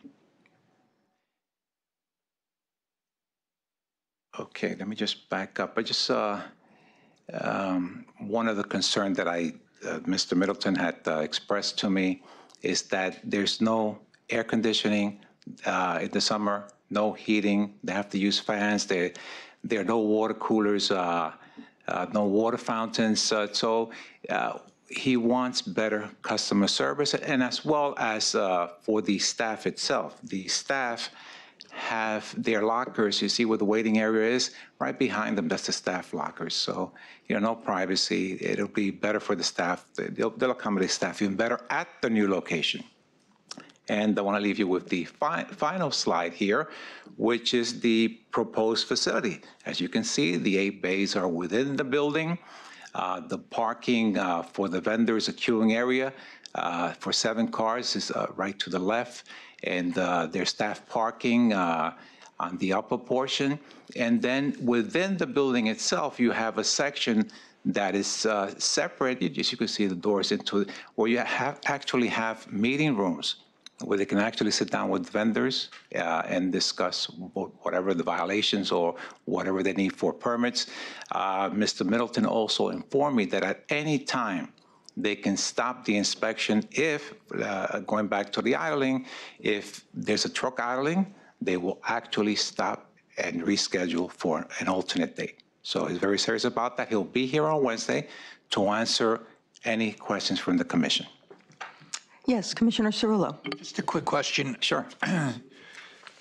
Given the focus on customer service, which obviously is a positive thing, and the existing capacity and the almost doubling of the possibility of inspections occurring at the same time, is there a increase in the staff that is part of the plan for this new facility? No, 27 is the number, yes. So, okay, so either there are people currently working in the current location that aren't able to do as much as they will be able to do in the new one, or there'll be 8 bays, but there'll still be a wait for people because there aren't enough people to serve them. So it would be helpful perhaps for the agency to just give us a sense if there's what the sort of corresponding staffing situation will be, given the doubling of the opportunity for the inspections in the new facility. Okay, yes, I will convey to the applicant, yes. Thank you. You're very welcome. Other questions? Great, then we'll hear this at the public hearing on Wednesday. Thank you so much. Item number 15, page 430, is a pre-hearing review of a zoning map and zoning text amendment in Queens Community District 1. Kathy Coe is here to present. Good afternoon, Commissioners. The applicant for this proposal is Variety Boys and Girls Club of Queens, and they're requesting 2 actions at the property located at 2112 30th Road in Astoria, Queens. And the actions requested are a zoning map amendment from an existing split lot R7A C23 and R6B districts to an R7X C23 district, and a zoning text amendment to establish a mandatory inclusionary housing area. As a refresher, the project area is located in northwestern Queens, Community District 1 in Astoria, and the closest subway station is located approximately just under half a mile east of the project area at the NW station, and there's also a number of bus lines that run through the project area. The proposed rezoning area consists of Block 550, lots 7 and 10, and the red and black dotted lines here indicate the proposed rezoning boundaries and the proposed development site. And currently, Lot 10 at the southern portion of the project area consists of an 11-story, approximately 102-foot tall senior housing facility, which is also owned by the applicant, built in 2004. It contains 99 dwelling units and community facility uses on the ground floor. And Lot 7 consists of the existing Variety Boys and Girls Club, which is built in 1955. And this aerial shows the 11-story senior housing facility on the southern portion of the project area, as well as the existing L-shaped Variety Boys and Girls Club on the northern portion. And the applicant proposes that the senior housing facility remain in place and that the proposed development occur on Lot 7. So these photos along 21st Street show the existing Boys and Girls Club with the senior housing facility, as you can see here in view 1. And additional photos show the accessory surface parking lot and play area fronting 21st Street, as well as the curb cut. And this slide shows views from 30th Road, which provides pedestrian access into the facility, as well as views from 30th Drive, which show the senior housing facility along with a 22-space surface parking lot. So again, there's 2 actions. First is a proposed rezoning of Block 550, lots 7 and 10 to an R7X C23 district, And there are two R7X districts along 21st Street to note within close proximity. One is 3 blocks south of the project area near the intersection of Broadway. And the other is 3 blocks north of the project area, as you can see here. You can see a part of it here on this map at the intersection of Astoria Boulevard. And in conjunction with the rezoning, the applicants propose to establish within the proposed R7X C23 district a mandatory inclusionary housing district with option 2. The MIH district would be coterminous with the rezoning boundary. And under option 2, 30% of the residential floor area would be affordable for residents with incomes averaging 80% AMI. According to the applicant, this option was selected in consultation with local councilmember Constantinides, who recommended an option that meets a wider range of incomes. And the AMI for this portion of Astoria is approximately $55,000, which is just under the AMI for Community District 1, which is roughly $56,000. So the proposed rezoning and establishment of the MIH area would facilitate the development of a new 14-story building covering Lot 7. And the new building would consist of a 14-story residential portion containing approximately 112 units, 34 of which would be permanently affordable, a 1-story retail component, as well as a 5-story community facility component consisting of the expanded space for the Boys and Girls Club. There would also be approximately 39 below-grade parking spaces provided on-site in the cellar and sub-cellar levels, which is 50% of the proposed 78 market rate units. These drawings here show the proposed development in context with the surrounding buildings. The view on the top is looking at the development site from 30th Road, and the view on the bottom of the screen is looking at the site from 21st Street. So this is a bird's eye rendering showing the proposed development in this aerial context. You can see the proposed open play space on top of the 5-story community facility component of the building here, as well as views from 30th Road with the clubhouse on the left-hand side of the street. And this view is looking north from 21st Street with the senior housing facility on the right-hand side of the street and the proposed development adjacent to it. So on June 19th, Community Board 1 voted to approve both applications with conditions. They recommended that the applicant select option 1 with more affordable units and for the units to be distributed equitably throughout the building, that the materials be used to reduce the visual impact of the 14-story portion and to design the building to be environmentally neutral, and to have building amenities be discounted for tenants of affordable units, and that the programs that the club currently provides be expanded without fees and to increase the number of scholarships available.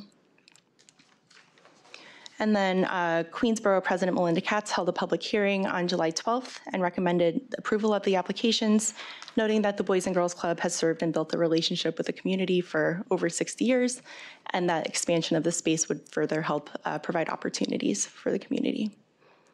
And I'm happy to take any questions. Questions from the commission? Okay, we'll hear this at the public hearing on Wednesday. Great, thank you. Item number 17, page 473, is a pre-hearing review of a city map and zoning map amendments in Queens Community District 1. Philip Montgomery is here to present.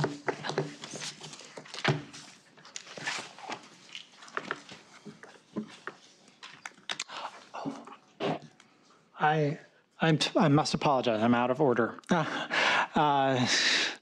Item number 16, page 452, is a pre-hearing review of a zoning map and zoning text amendments in Queens Community District 1.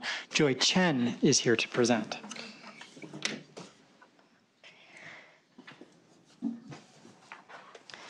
Good afternoon, commissioners. This item is back for pre-hearing review. It's an application by Ravi Management LLC, a private applicant for rezoning of an eastern block front on 1114 35th Avenue, blocks 331, lots 27, 58, and 38 in the Ravenswood neighborhood of Astoria Community District 1 in Queens. The zoning map amendment is sought in order to facilitate the development of a new mixed-use building, 8 stories, including affordable housing, and a related action is for a zoning text amendment to designate the project area as an MIH, mandatory inclusionary housing area.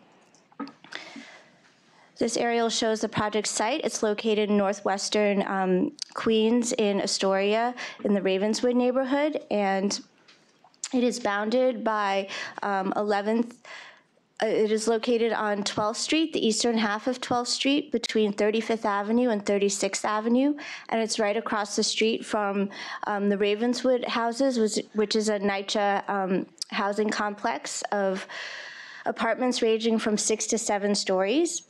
The local context is very mixed use with a mix of residential, light industrial, community facility uses, and it is approximately, the block is 1/2 mile away from the closest subway at 21st Street and Queensbridge. To the south, as well as to the southeast, you have the N&W train at 35th Avenue. And this shows the block right across from the Ravenswood houses, and it's also very close to the waterfront where there were previous rezonings in this area. The proposed development site, Block 331, Lot 27, is currently located on the northern side of the block, bounded by 12th Street and 35th Avenue, and it's currently occupied by a 10,000 square foot scrapyard warehousing for construction materials, and there's approximately 1 and 2 temporary jobs located on the site. These photos show the 12th Street frontage, which again, you can see the Ravenswood houses across the street. And this is the 35th Avenue frontage, which has a little bit more open space and industrial uses on the back for warehousing and auto-related uses. The proposed action would change the zoning from the R5 zoning district to an R6A district with a C13 commercial overlay along the eastern half of Block 331 on 12th Street, and would also establish an MIH area, and the applicants have proposed option 2 in consultation with the local council member. This proposed site plan shows the new 8-story mixed-use building, which is being proposed as a result of this zoning map change, and it would have approximately 74 dwelling units, including 22 permanently affordable units. There would be a curb cut along 12th Street, which would allow access to 71 on-grade and subsurface parking spaces, and there would also be 14,000 square feet of ground floor retail space. The building would rise. The base height of the building would be 45 feet and rise to a height of 85 feet. In terms of the public review, Queens Community Board 1 held their public hearing on May 24th and voted in favor with conditions as follows: 32 in favor, 5 opposed, and 0 abstentions. The Community Board recommended to select MIH option 1 at 60% of AMI, with 30% of the project's residential floor area set aside for affordable units. And they also recommended that affordable units be located throughout the building, and that all building amenities would be available to tenants of affordable units at reduced rates. On July 12th, the Queensborough president had her public hearing and also voted to approve the application. And any questions? Vice Chair Knuckles. Thank you, Joy. Could you just briefly characterize, if you can, what the nature of the opposition was, the 5 votes in opposition at the community board, if you know? I think it had to do with the affordable housing. I actually wasn't in attendance that night at the public hearing, but I can find out what exactly the 5 votes were pertaining to. Other questions? Okay, well, oh, sorry, Commissioner Deleuze. It's not so much a question, just I think it's interesting in an area where we haven't had too many MIH projects that we have 2 recommendations, both of which are asking for the applicant to exceed the MIH option 1 guidelines and have 30% of the units at an average of 60% rather than just 25% in both of. So thought it's worth noting. Thank you. Other questions, comments? Okay, we'll hear this on Wednesday at the public hearing. Okay, thank you. Okay, now we are on number 17, page 473, which is a pre-hearing review of city map and zoning map amendments in Queens Community District 1. Phil Montgomery is here to present. Thanks, Ryan. Yes, returning for pre-hearing review have two separate but related applications by the Department of Parks and Recreation seeking amendments to both the city map and the zoning map. The actions will facilitate the disposition of city-owned property in the Astoria neighborhood of Queens Community District 1. The project area is located in an R4 zoning district approximately 1/2 mile southwest of LaGuardia Airport. The area within 600 feet of the project site consists of predominantly commercial, multifamily residential, open space, and recreation uses and contains multiple developed parks. The proposed city map amendment seeks the elimination and related disposition of St. Michael's Park to the adjacent St. Michael's Cemetery. St. Michael's Park was acquired by the city in 1941 and assigned to DPR for park purposes. The park is a 3.2 acre irregular shaped parcel. The park has not been improved with park amenities and is currently landscaped with grass and trees and functions primarily as a green buffer separating the BQE on the east from St. Michael's Cemetery on the west. The 3.24 acre expansion would allow the cemetery to expand its cemetery operations. The top pictures are looking at the site from Astoria Boulevard, and these remaining pictures are looking at the site from the BQE. The remaining action is a minor zoning map amendment. The amendment establishes the adjacent R4 zoning district within the park being eliminated by removing the park boundaries from the zoning map. Community Board 1 voted to approve both applications with conditions. The vote was 41 in favor, 1 opposed, and 0 abstentions for the city map application, and 42 in favor, 0 opposed, and 0 abstentions for the zoning map amendment. The conditions include that all proceeds from the sale of the subject parkland will be used to improve parks or playgrounds only in Community District 1. The local council representative and Community District 1 will be consulted in selecting the parks and playgrounds and the types of improvements to be made. DPR will get an opinion from DOT before finalizing the sale to determine whether part of the parkland should be retained as a city-owned easement for potential BQE expansion. And lastly, the decorative fencing and new plantings to be placed along the new property line. The Borough President approved both applications without conditions. Thank you. Questions? Commissioner Delahoo's. Do we expect someone to be present to be able to speak to some of the community board's recommendations? Yes. A representative from Parks will be here on Wednesday. Parks hasn't expressed any concerns with these conditions so far, but they'll further be able to. Thanks. Sure. Other questions? Okay, it's off to the public hearing on Wednesday. Item 18, page 486, is a pre-hearing review of a site selection and city map amendments at Staten Island Community District 3 and the National Gateway Joint Interest Area. Alina Farishta is here to present. Good afternoon. This is a presentation for the Phase 2 land use actions to facilitate the Army Corps of Engineer Line of Protection project in the East Shore of Staten Island.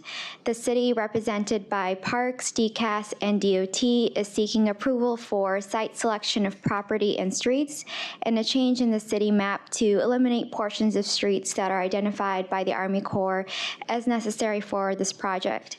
Properties and streets are located within the Newdor Beach and Oakwood Beach neighborhoods of Staten Island District, Community District 3, and Joint Interest Area.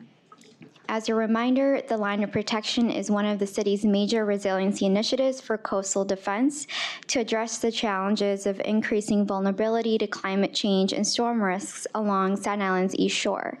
It is proposed to be a 5.3-mile-long engineered seawall designed to provide protections to the East Shore communities during a 300-year flood event. It would extend from Fort Wadsworth to Oakwood Beach. It will include a boardwalk, consist of internal drainage areas, as well as a levee, flood wall, and buried seawall. Due to the Army Corps proposed construction schedule, the number of properties involved, and the project partnership agreement between the Army Corps, city, and state, a three-phase process was agreed upon by the city to address the necessary ULURP applications to facilitate the project. The Army Corps is currently in its design phase and aims to begin construction in spring 2019. In order to certify that the city has all real property interests necessary for construction and maintenance of the line of protection, the city is requesting site selection approval of 48 tax lots and 8 street sections. In addition, the city is seeking a change in the city map to demap 11 sections of street bed and the extinguishment of 3 record streets within the proposed footprint of the line of protection. All 48 lots and 8 sections of street bed proposed for site selection are located within the Oakwood Beach neighborhood. The tax lots subject to this application are all vacant and are publicly owned or in the process of being acquired for this project. Streets subject to site selection are mostly unimproved and surrounded by other vacant properties, wetlands, and existing parkland.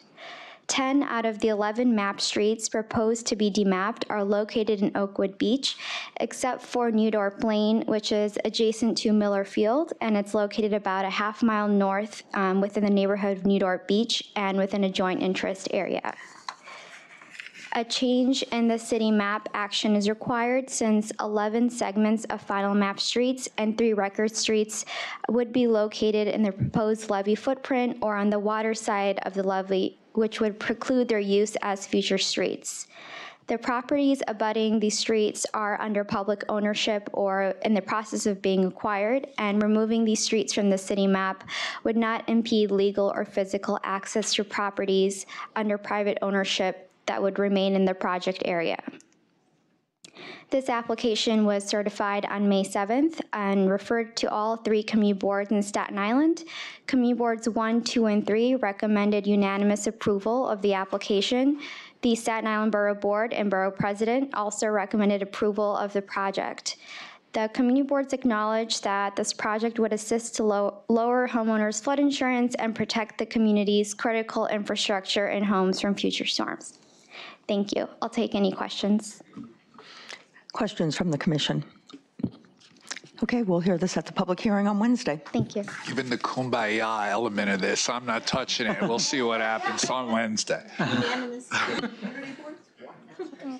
Item 19 is a city modification to 1601 DeKalb Avenue. Anthony Grande is here to describe. Good afternoon again, commissioners. So I'm going to go ahead and describe the city council modifications for this project. This is 1601 DeKalb Avenue. So as a reminder, the CPC approved this rezoning in July, and what's shown here is what was approved by the CPC. So the R7A district was extending from Wyckoff Avenue and covered most of the development site. And then an R6B was mapped closer to the mid-block area. And also as a reminder, the project area had been M11 zoning. The R6B, what's proposed as R6B there, had been an R6 district. So this is the city council modified zoning or a representation thereof.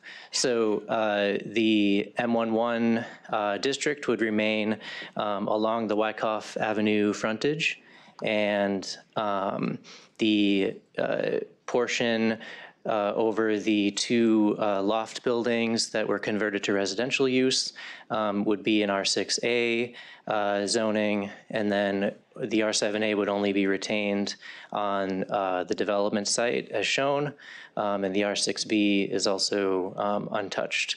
So as a reminder, within the areas that are proposed to remain M11 on the map, all of the uses are use group 6 commercial uses.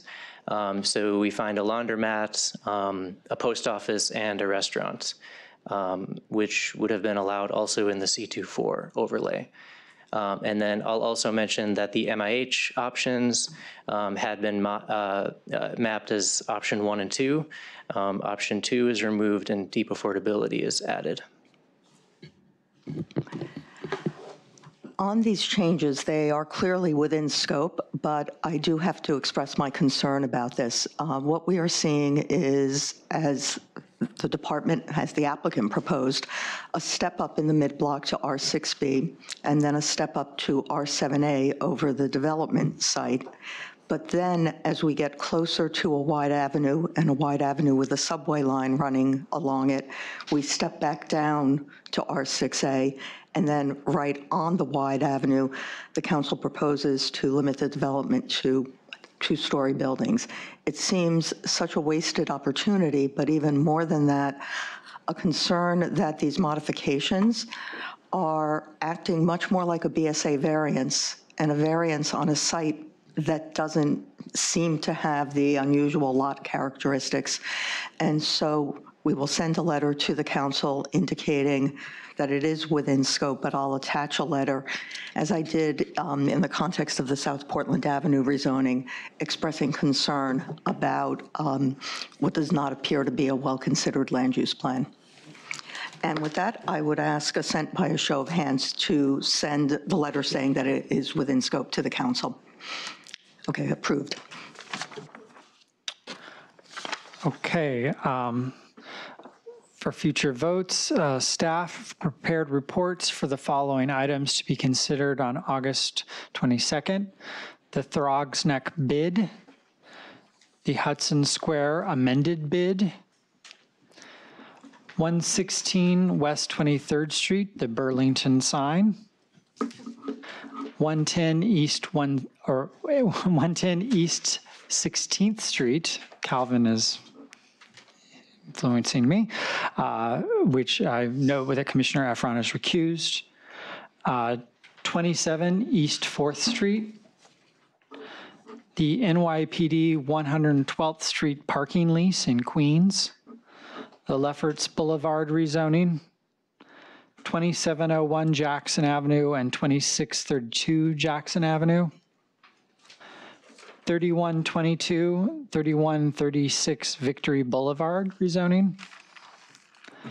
Also scheduled for decision on August 22nd, 243 Howard Avenue in Staten Island, Board 1, 245 Edgegrove Avenue in Staten Island, District 3, 470 Rensselaer Avenue, also in Staten Island, District 3, 131, 133, 137, and 139 Brighton Avenue in Staten Island, Community District 1. For post-hearing follow-ups, I will note that staff are preparing a comprehensive response to the hearing on the M1 Hotel text amendment for the September 4th review session. If there are any further questions that didn't sort of arrive to you, we can take those now.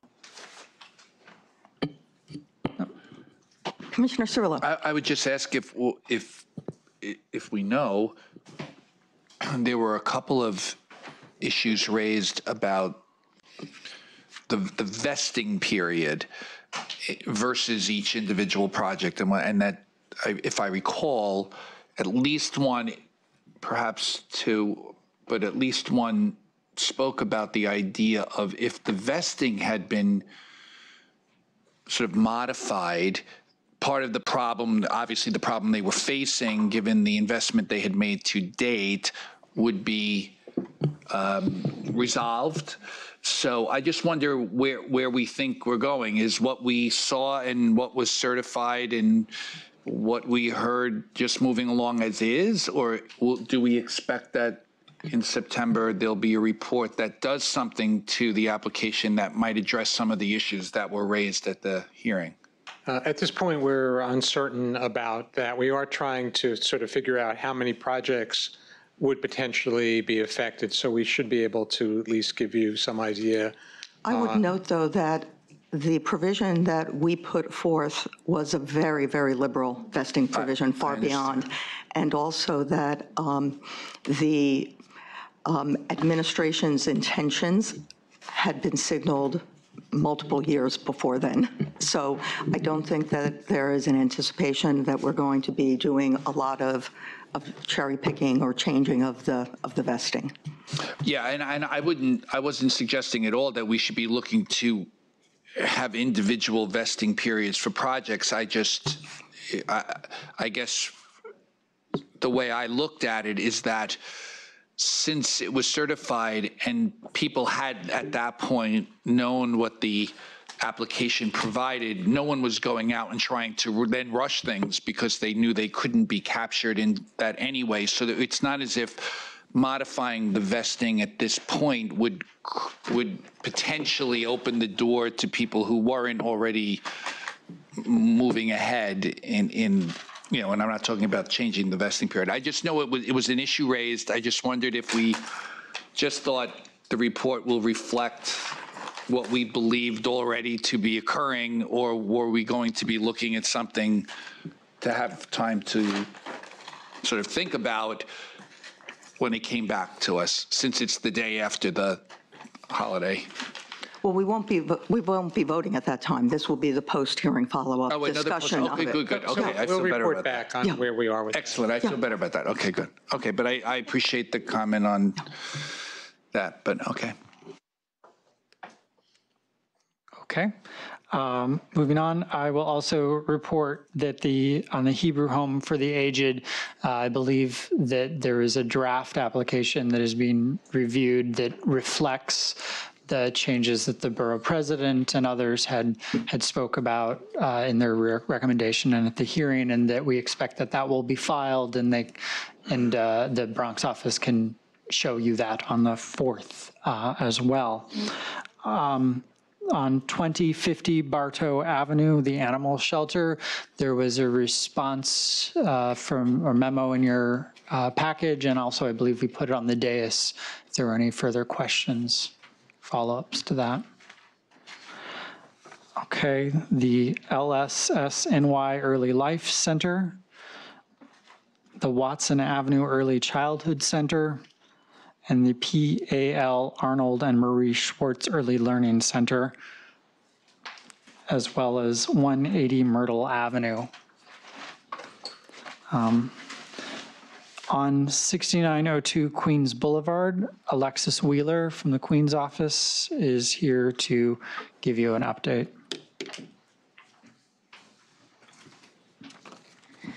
Good afternoon, commissioners. I'm here for a post-hearing follow-up on 6902 in preparation of the vote that will be taking place on September 5th. And this presentation is in response to two key questions that were posed by the commission. The first being examining what the project would look like in response to the borough president's request to be lowering the height to 140 feet. And the second with regard to the area affordability. Just for Jeff, there is a presentation on this. Do you know the name of it? It's up on your screen. Okay, so he's just getting it up there. Good. Okay, thank you.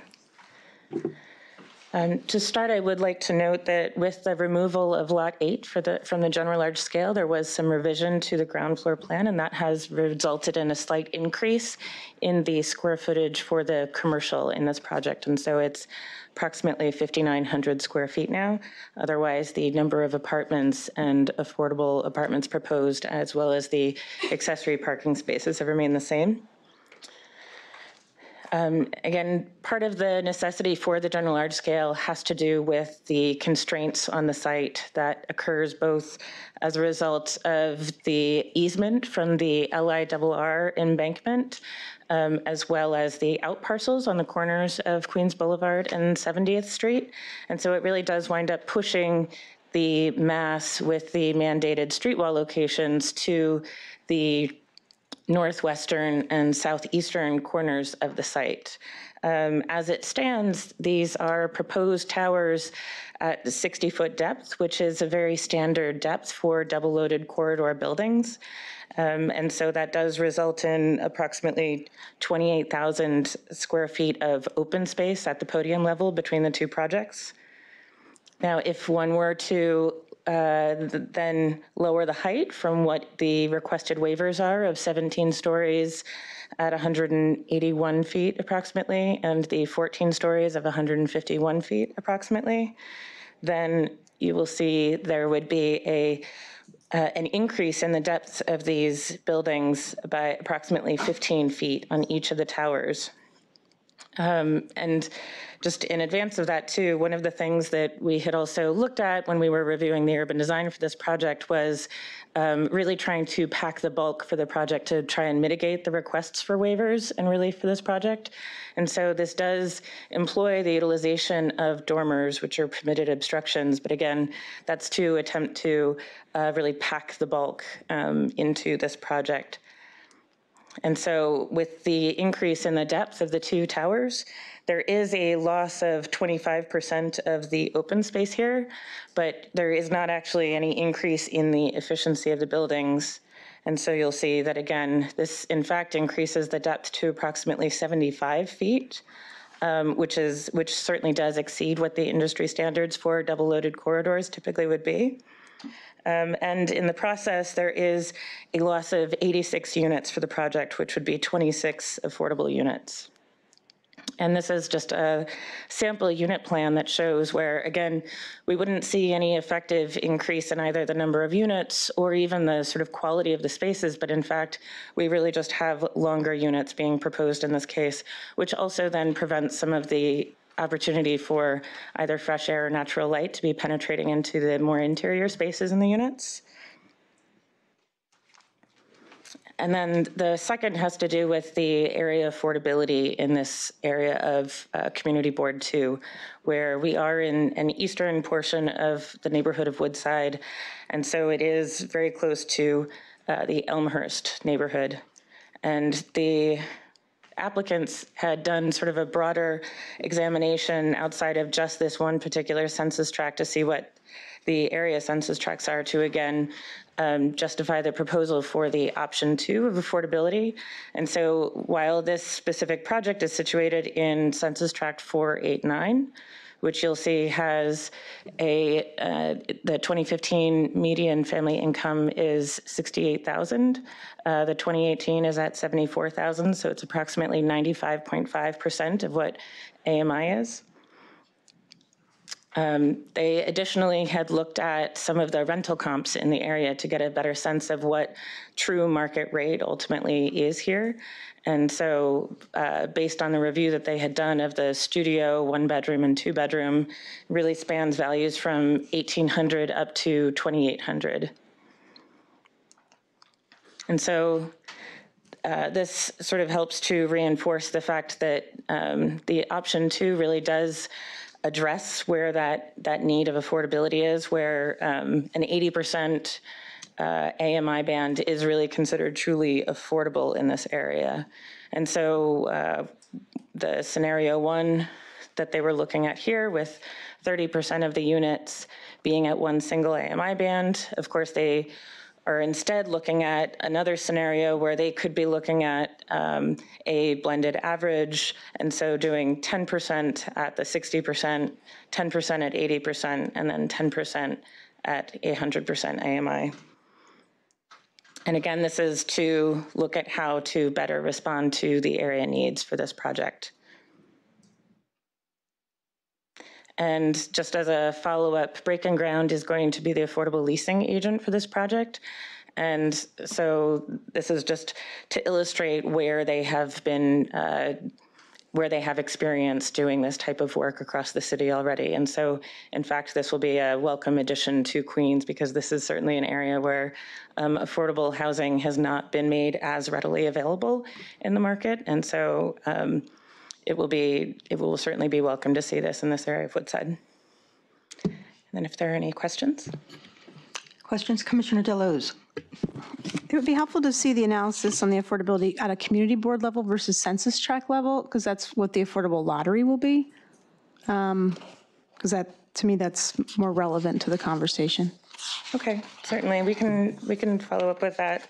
As it stands, in fact, Community Board 2 is very skewed right now because Long Island City has experienced such growth and very high values. And so, in fact, this area of Queens is much lower than what the AMIs for the broader community district would be. But that is certainly follow-up material we will provide. In that case, would it be helpful to look at how that has changed over the last 5 to 7 years? That way you can distinguish AMI levels of long-term residents versus AMI levels of more recent residents? And that might also help address whether or not long-term residents are heavily rent burdened. Yes. Great. Other questions? Okay. Thank you. Now, I believe you had something to say? Yeah, that is the last formal item on the agenda, but since we have a quorum still, the Hardy 7, and since I know that I can easily channel the other members of the Planning Commission, I wanted to invite Purnima to come up to the podium. And I will note the obvious, which is that we can never adequately thank Purnima. 28 years of dedicated service to this department. But it's not just a matter of time. During those 28 years, she has lent this department her absolutely encyclopedic and cutting-edge planning expertise. As was said at another event honoring Purnima, she is a planner's planner. And then I think the real reason why we can never thank her enough is that Purnima approaches with an absolute passion doing community-based planning in every neighborhood across her adopted city. And I would say that it is we who are fortunate that Purnima adopted us. So thank you, Purnima. Thank you. Vice Chair Knuckles. Well, I'm done weeping. I think this is enough. But as I told you, Purnima, when I first heard of this, Harvard's loss. Our loss is Harvard's gain. You know, I have known you for, I guess, 2/3 of those 28 years. I believe first as the director of the Bronx office, and then the Brooklyn office, and then more recently. As the chair said, you have been a source of just incisive expertise, and I have learned an immeasurable amount from you, watching you and listening to you and reading your analysis. So it's perfectly understandable that an institution like Harvard would want your expertise. But I for one, and I'm certainly not the only one, but I will miss you, and I certainly wish you well. Thank you. Thank you. Well, I will note that there will be other opportunities to fet Purnima, including at a date to be determined in September. We are going to have a very large party where, in addition to being serious, I think there will be a little bit of lightheartedness as well. And can I just say that it's been such a pleasure working at this department, but also working with all of you. I mean, I've learned a lot. I continue to learn, and that's what actually keeps me going. But just watching each one of you sort of bring your passion and your sort of sense of the right thing to do for the city, we're really fortunate in having this commission. And I really wish every city had something like this City Planning Commission. I think we'd all be in a much better world. So thank you.